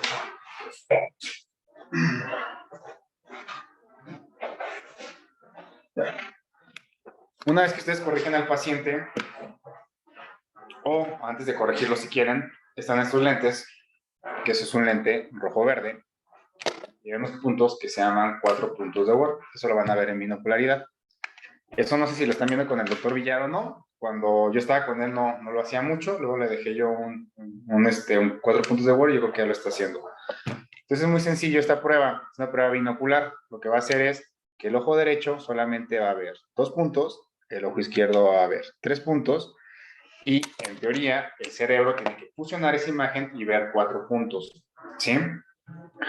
Entonces, cuando el paciente de repente, tú le pones los puntos de Ward, lo puede ser a distancia lejana, intermedia o cercana. Entonces, de repente a distancia lejana te dice, ¿sabes qué? Nada más veo los 2 puntos rojos, ¿no? Estos. ¿Sí? Entonces, ahí automáticamente estás viendo que el ojo izquierdo no lo está usando. Entonces, hay que ver por qué no lo está usando. Si es por graduación o si es por acomodación. Entonces, ahí ya tienen que empezar a pensar en compensar esa situación. ¿Sí? O muchas veces el paciente en el punto de arriba, que es el punto blanco, de repente lo ve rojo o de repente lo ve verde. Lo ideal es que lo viera en color amarillo o color ámbar, que es la fusión de los dos filtros. Entonces, cuando empieza a ver rojo, verde, significa que está alternando entre el ojo derecho y el ojo izquierdo. Entonces, también hay que ver por qué está alternando. Si es nada más por graduación, si es por acomodación o si ya es por fusión de imagen. Entonces, ahí ya cuando lo derivan, o sea, lo corrigen o lo derivan, en dado caso, a terapia visual, por ejemplo, ¿no? Que es una de las técnicas que se utiliza para fusión de imagen. Eso lo van a ir viendo conforme vayan haciendo su consulta. Es importante que hagan siempre pruebas binoculares. Si se acuerdan, en las cartillas hay una línea roja y hay una línea verde. Entonces, una vez que lo corrijan al paciente, pónganle en el Foroptor, hay unos filtros también rojo y verde. Pongan los filtros rojo y verde y que el paciente los vea. Si el paciente lo ve rojo y lo ve verde, perfectamente corregido. Si de repente el rojo o el verde lo ve negro, significa que lo está suprimiendo. Entonces ahí pueden manejar un poquito la corrección con el Foroptor, ya sea que le bajen un poquito el astigmatismo, el cilindro, o le compensen un poquito con la esfera. Entonces también es importante que hagan esa parte. Y eso se puede apoyar mucho con Jackie, que les ayude con la parte de la graduación. Hasta ahorita, ¿otra duda, alguna pregunta? Doc, esas luces sí las usa la doctora Edith de PEDI. Y también creo que nos enseñó como que para distinguir cuándo sea exo y cuándo sea endo también, ¿no? Se puede. Sí, también se puede. Hay unas que yo utilizo, a ver si lo tengo aquí en la mano.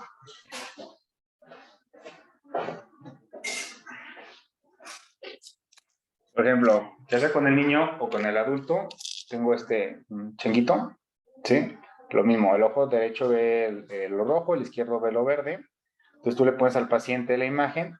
Entonces, con eso te puedes dar cuenta si el ojito, por ejemplo, si el rojo se va hacia el lado contralateral, traemos una exo. Si se va al lado homolateral, traemos una endo. Y eso vamos a definir si eso es una endo o exo, ya sea una foria o si ya sea una atropia. Entonces, eso también les ayuda mucho para eso. Gracias, Doc. ¿Alguna otra duda? ¿Alguna otra pregunta?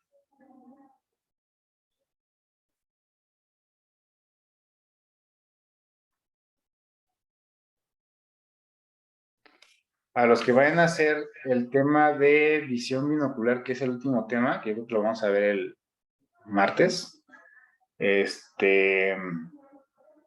manden el mensaje para ver qué es lo que han revisado, sino para darles opciones de más pruebas. Digo, hay muchas pruebas binoculares que se pueden hacer en consultorio, otras que se hacen un poquito más especiales, pero también es importante que las sepan hacer o saber cómo hacerlas, ¿no?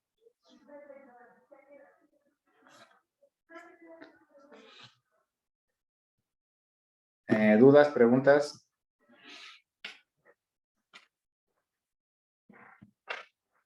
Todo bien, doctor.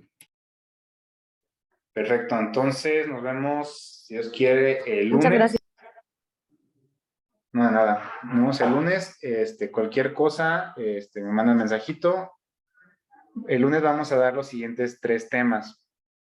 Y el martes los otros 3 temas. Y creo que terminamos ya con la parte de optometría. Cualquier cosa me mandan mensaje y espero que me manden sus presentaciones para irlas revisando. ¿Sale? Doctor Edgar, Sí, José, tengo un asunto. dime. Nos toca a nosotros el lunes dar acomodación y presbicia, Ajá. pero yo lunes y martes voy a estar en campaña quirúrgica en Mazatlán. Ok. No sé si podamos o dar la clase mañana sábado o el lunes a las 9 en lugar de las 9:30. La ventaja es que allá es una hora menos para yo poder, antes de que inicie la campaña, demos la clase. Sí, yo creo que lo podemos dar el lunes. El problema es que, de hecho, me dijeron que si daba clase mañana, pero el problema es que ahorita me voy a ir al pueblo a dar consulta y allá en el pueblo no hay internet. Entonces, sí se me complica un poquito más, pero lo podemos dar el lunes a las 9, no hay ningún problema. Empezamos un poquito más temprano. Ok, entonces lunes a las 9, me parece bien. Ok, ¿alguna otra duda? Entonces, el lunes son 3 temas. Déjame ver los temas.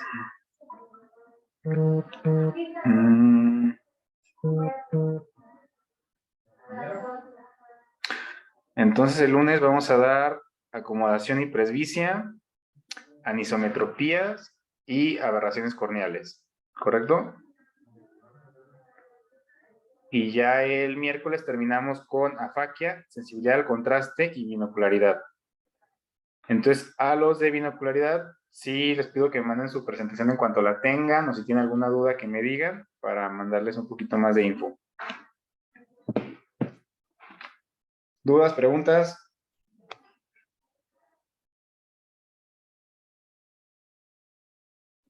Todo bien, Doc. Muchas gracias. Perfectísimo. Entonces nos vemos el lunes. Muy bien, doctor. Gracias. Hasta luego, doctor. Muchas gracias. Chao. Hasta luego, buen día. Gracias a Bye, todos, doctor. bonito día. Buen fin de semana. Gracias. Hasta luego. Buenos días. Hoy vamos a hablar lo de fractura orbitaria.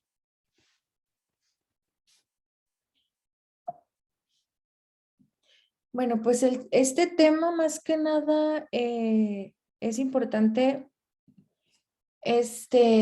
revisar la evaluación y el manejo de los pacientes con fracturas orbitarias, el mecanismo de lesión, y los tipos de fractura y lo que son las lesiones pues asociadas, ¿no? Entonces, en cuanto a lo que es la epidemiología, pues es más frecuente entre adultos jóvenes y adultos, ¿no?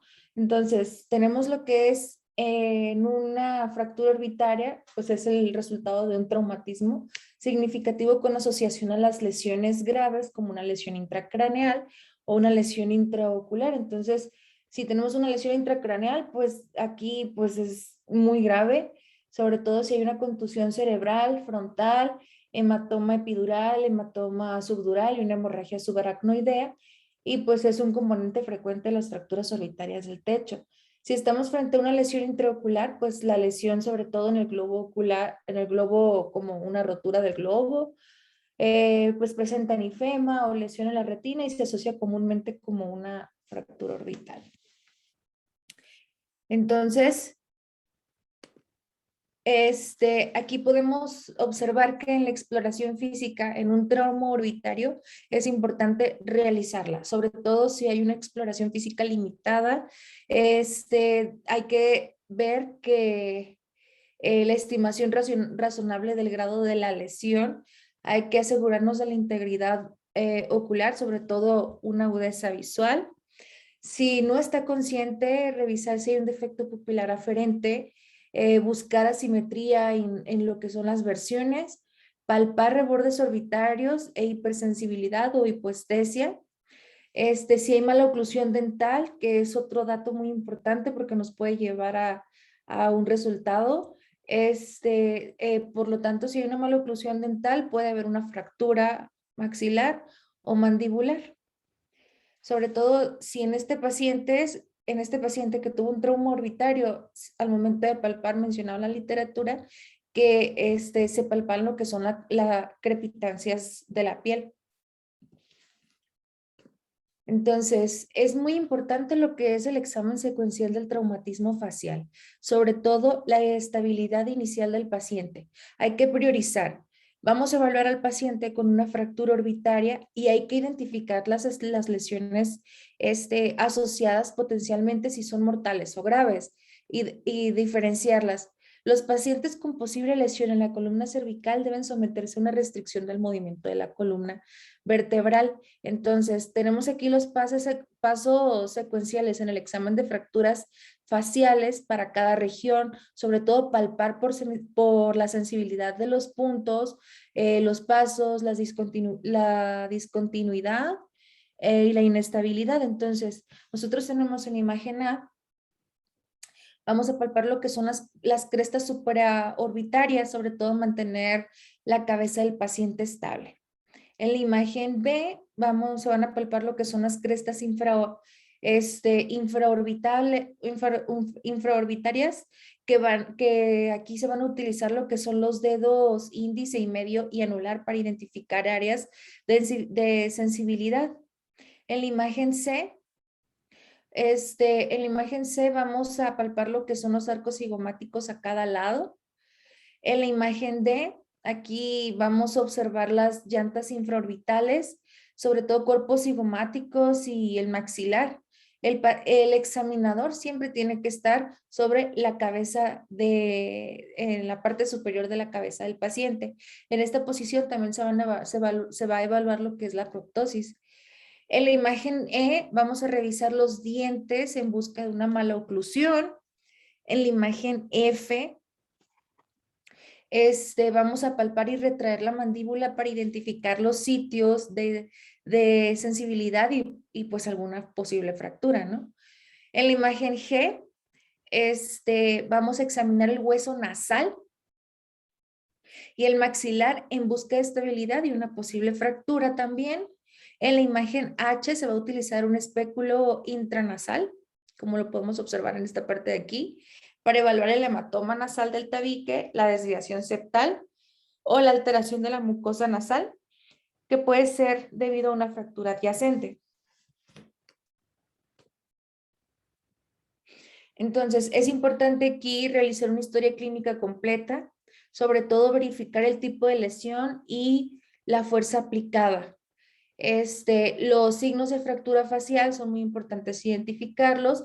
Los músculos van a estar limitados si hay hipoestesia del infraorbitario, en oftalmos si hay epistaxis, enfisema subcutáneo y deformidad, sobre todo si hay apoptosis, telecanto y aplanamiento de la eminencia malar, entre otras. Pero existe la clasificación de las fracturas. Entonces, si nosotros tenemos una fractura craneal que es de amplio interés oftálmico, estamos ante una fractura del hueso frontal, puede que tengamos una neuropatía óptica traumática, también lo que es la fractura facial y la fractura mandibular. Entonces es importante, sobre todo en una neuropatía óptica bilateral, como consecuencia de una fractura del hueso frontal es en este paciente, por ejemplo, que nos presenta dichos padecimientos. Mencionaba la literatura, pues la imagen es del libro, ¿no? Un accidente de motocicleta donde la agudeza visual era de NPL en ojito derecho y cuenta de dedos en ojito izquierdo. Las fracturas faciales, sobre todo las fracturas del borde orbitario, son en las líneas de sutura que van a unir los huesos. Es muy común una sutura frontocigomática y cigomático maxilar. Los puntos débiles van a ser el reborde medial e inferior, como por ejemplo en fracturas conminutas con grosor de menos de 1 milímetro. Y los puntos fuertes van a ser los rebordes superior y lateral. En la imagen izquierda podemos observar una imagen de una tomografía axial, la cual demuestra un segmento fracturado de la pared lateral de la órbita que va a comprimir lo que es el nervio óptico. ¿De acuerdo?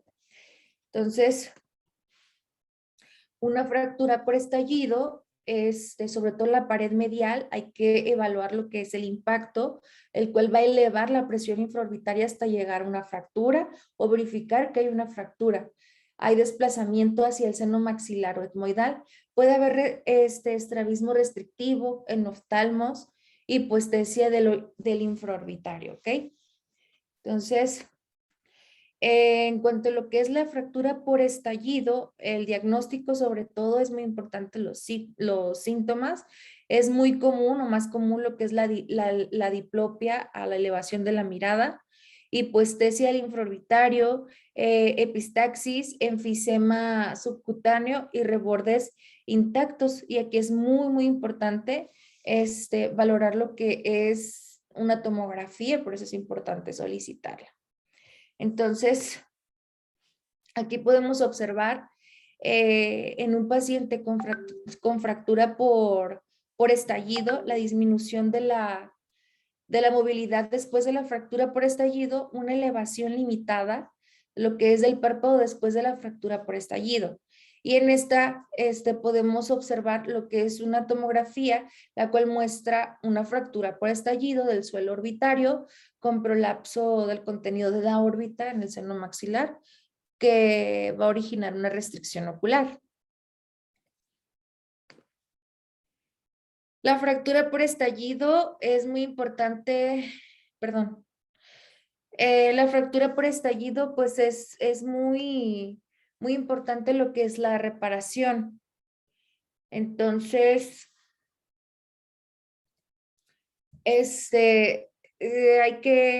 la reparación, ¿no? Entonces, puede presentar diplopia de tipo restrictivo en oftalmos, que es originado sobre todo por las grandes fracturas por estallido del suelo orbitario y la pared medial. Entonces, si un enoftalmo superior a 2 milímetros o si es mayor a una semana, al ceder la inflamación, pues es una fractura mayor. Y la prueba de educción forzada puede ser por una paresia o una restricción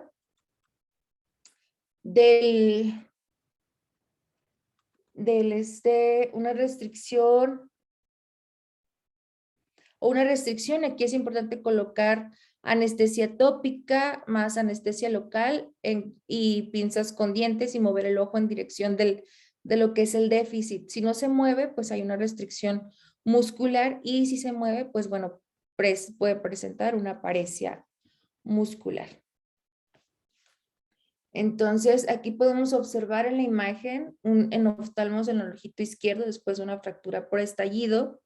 Y en la imagen derecha podemos observar una TAC, la cual nos muestra grandes fracturas por estallido de la pared medial y el suelo de la órbita con expansión del volumen orbitario.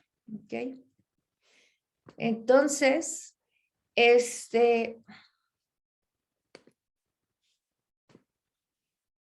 El paciente pues presenta diplopia sobre todo en posición primaria de la mirada o en versiones y esa pues va a ser indicación de cirugía.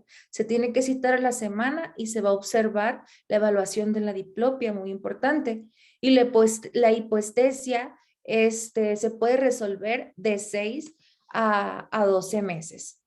Entonces, el objetivo de reparar una fractura por estallido es sobre todo liberar el tejido orbitario atrapado y se va a recuperar el volumen normal del contenido orbitario.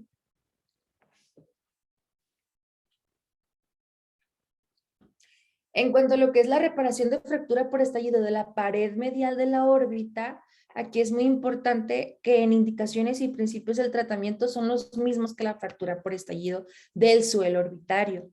Entonces, el acceso es transcaruncular a la pared medial de la órbita, y pues bueno, también pues se puede indicar lo que es un implante supramedio.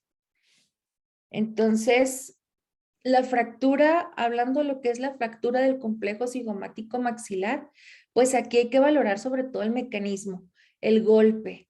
Entonces, el golpe es en mejilla, es de manera contusa y se pueden fracturar lo que son la sutura frontocigomática, la sutura cigomático maxilar, el arco cigomático, el suelo de la órbita y la pared posterior del seno maxilar.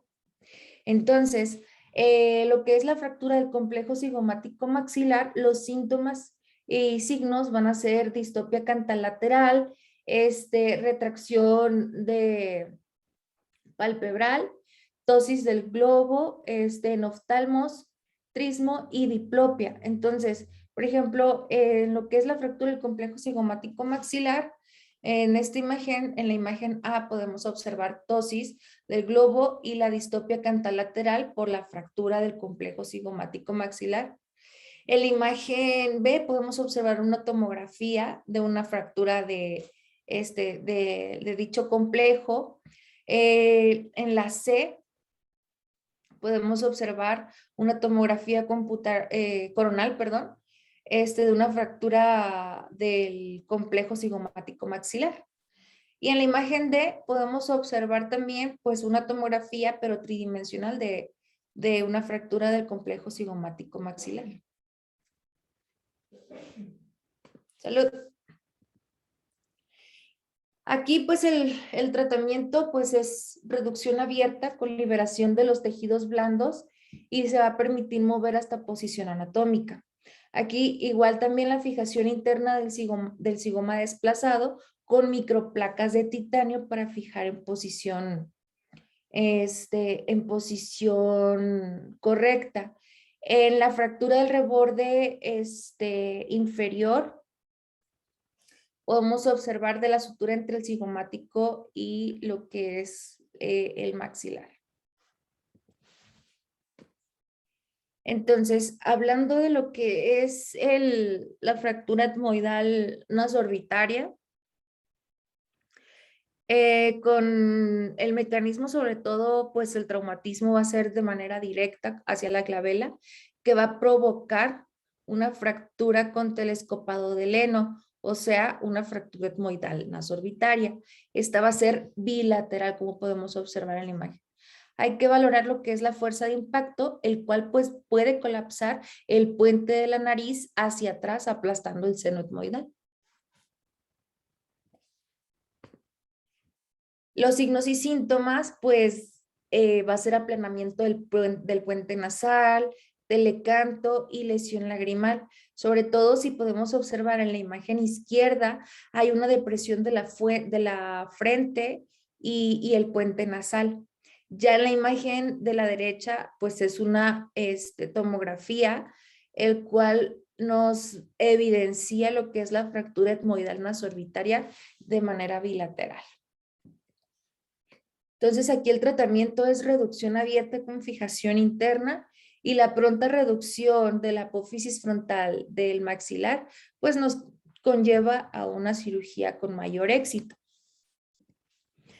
Hablando de lo que es la fractura etmoidal nasoorbitaria unilateral, es una fractura de la riostra medial o de la contrafuerte medial. Entonces, aquí, pues, sobre todo la apófisis frontal del maxilar y el reborde orbitario inferior son afectados de un mismo lado. Puede también haber daño del conducto lagrimal, sobre todo una dacrocistitis, presentar una dacrocistitis o lagrimeo, y aquí el tratamiento es una reducción abierta con alineación y fijación interna.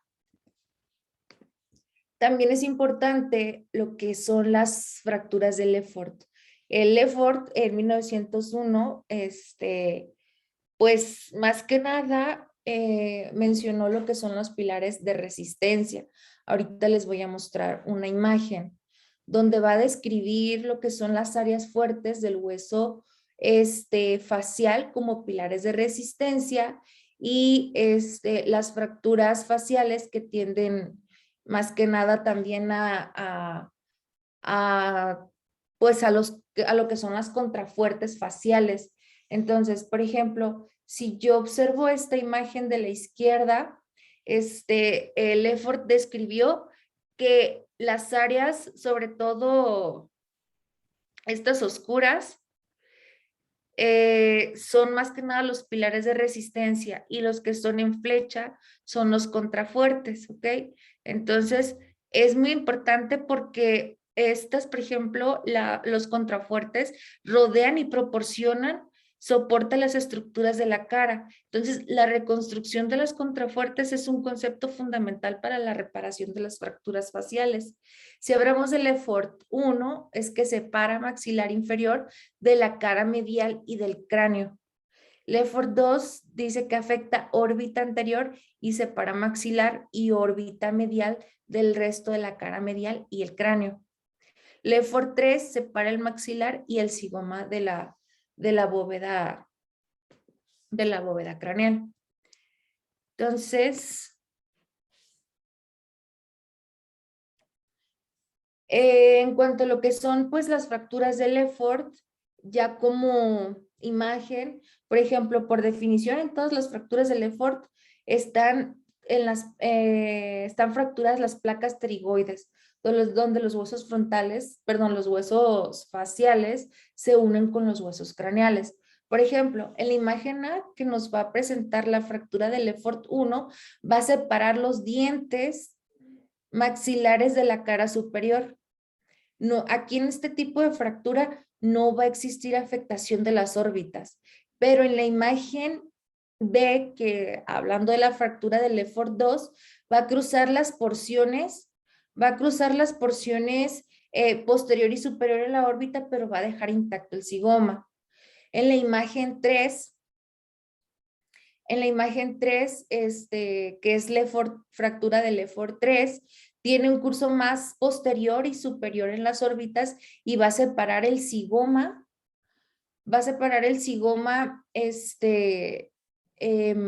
del cráneo. Entonces, si las fracturas son bilaterales, los huesos faciales van a estar separados de los huesos craneales y es una condición muy conocida como una disyunción craneofacial. Entonces, hablando igual de las fracturas de Lefort, pueden ser uni o bilateral, van a ser de manera asimétricas y la extensión posterior va a separar las placas pterigoides de la pared posterior del seno maxilar. Entonces, aquí es muy importante valorar o solicitar y valorar lo que es una tomografía, que es el estudio de elección con proyecciones axial y coronal. En la imagen izquierda podemos observar una fractura de Lefort, donde existen múltiples fracturas faciales y la separación de la placa pterigoides izquierda con respecto al maxilar, donde se encuentra la flecha. Nos va a indicar una fractura de tipo Lefort con la pared posterior del seno maxilar opuesto, está fracturada. Entonces, y en la imagen de la derecha, pues es una tomografía tridimensional de un paciente con fracturas de Lefort bilaterales, donde podemos observar los huesos faciales están fracturados y separados del cráneo. Entonces, aquí, pues sobre todo el tratamiento, pues en este tipo de pacientes, pues es un acceso quirúrgico. Entonces, es una reducción abierta con reconstrucción facial, fijación interna y pues bueno, uso de implantes. Entonces, más que nada, pues la verdad es que el porcentaje de incidencia de ese tipo de pacientes, pues no es muy alta. El paciente en este tipo de casos, pues lo realiza el oculoplástico.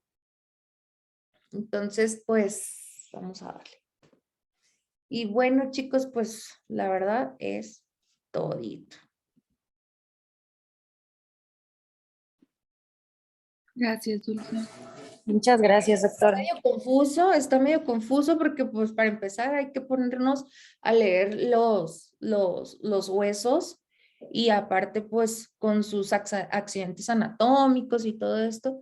Entonces para poder pues identificar lo que son los tipos de fracturas, la sintomatología del paciente, los signos y síntomas, pero sobre todo realizar una exploración física evaluando o con su valoración inicial, inicial para identificar si realmente es un paciente si es un paciente que esté de por medio o llegue a afectar su vida o la gravedad de ¿no? Y pues de ahí pues es realizar la valoración, y pues con el especialista, subespecialidad, y pues valorar los signos y síntomas, sobre todo que la agudeza visual esté conservada, valorar qué tipo de fractura tiene por medio también de lo que es el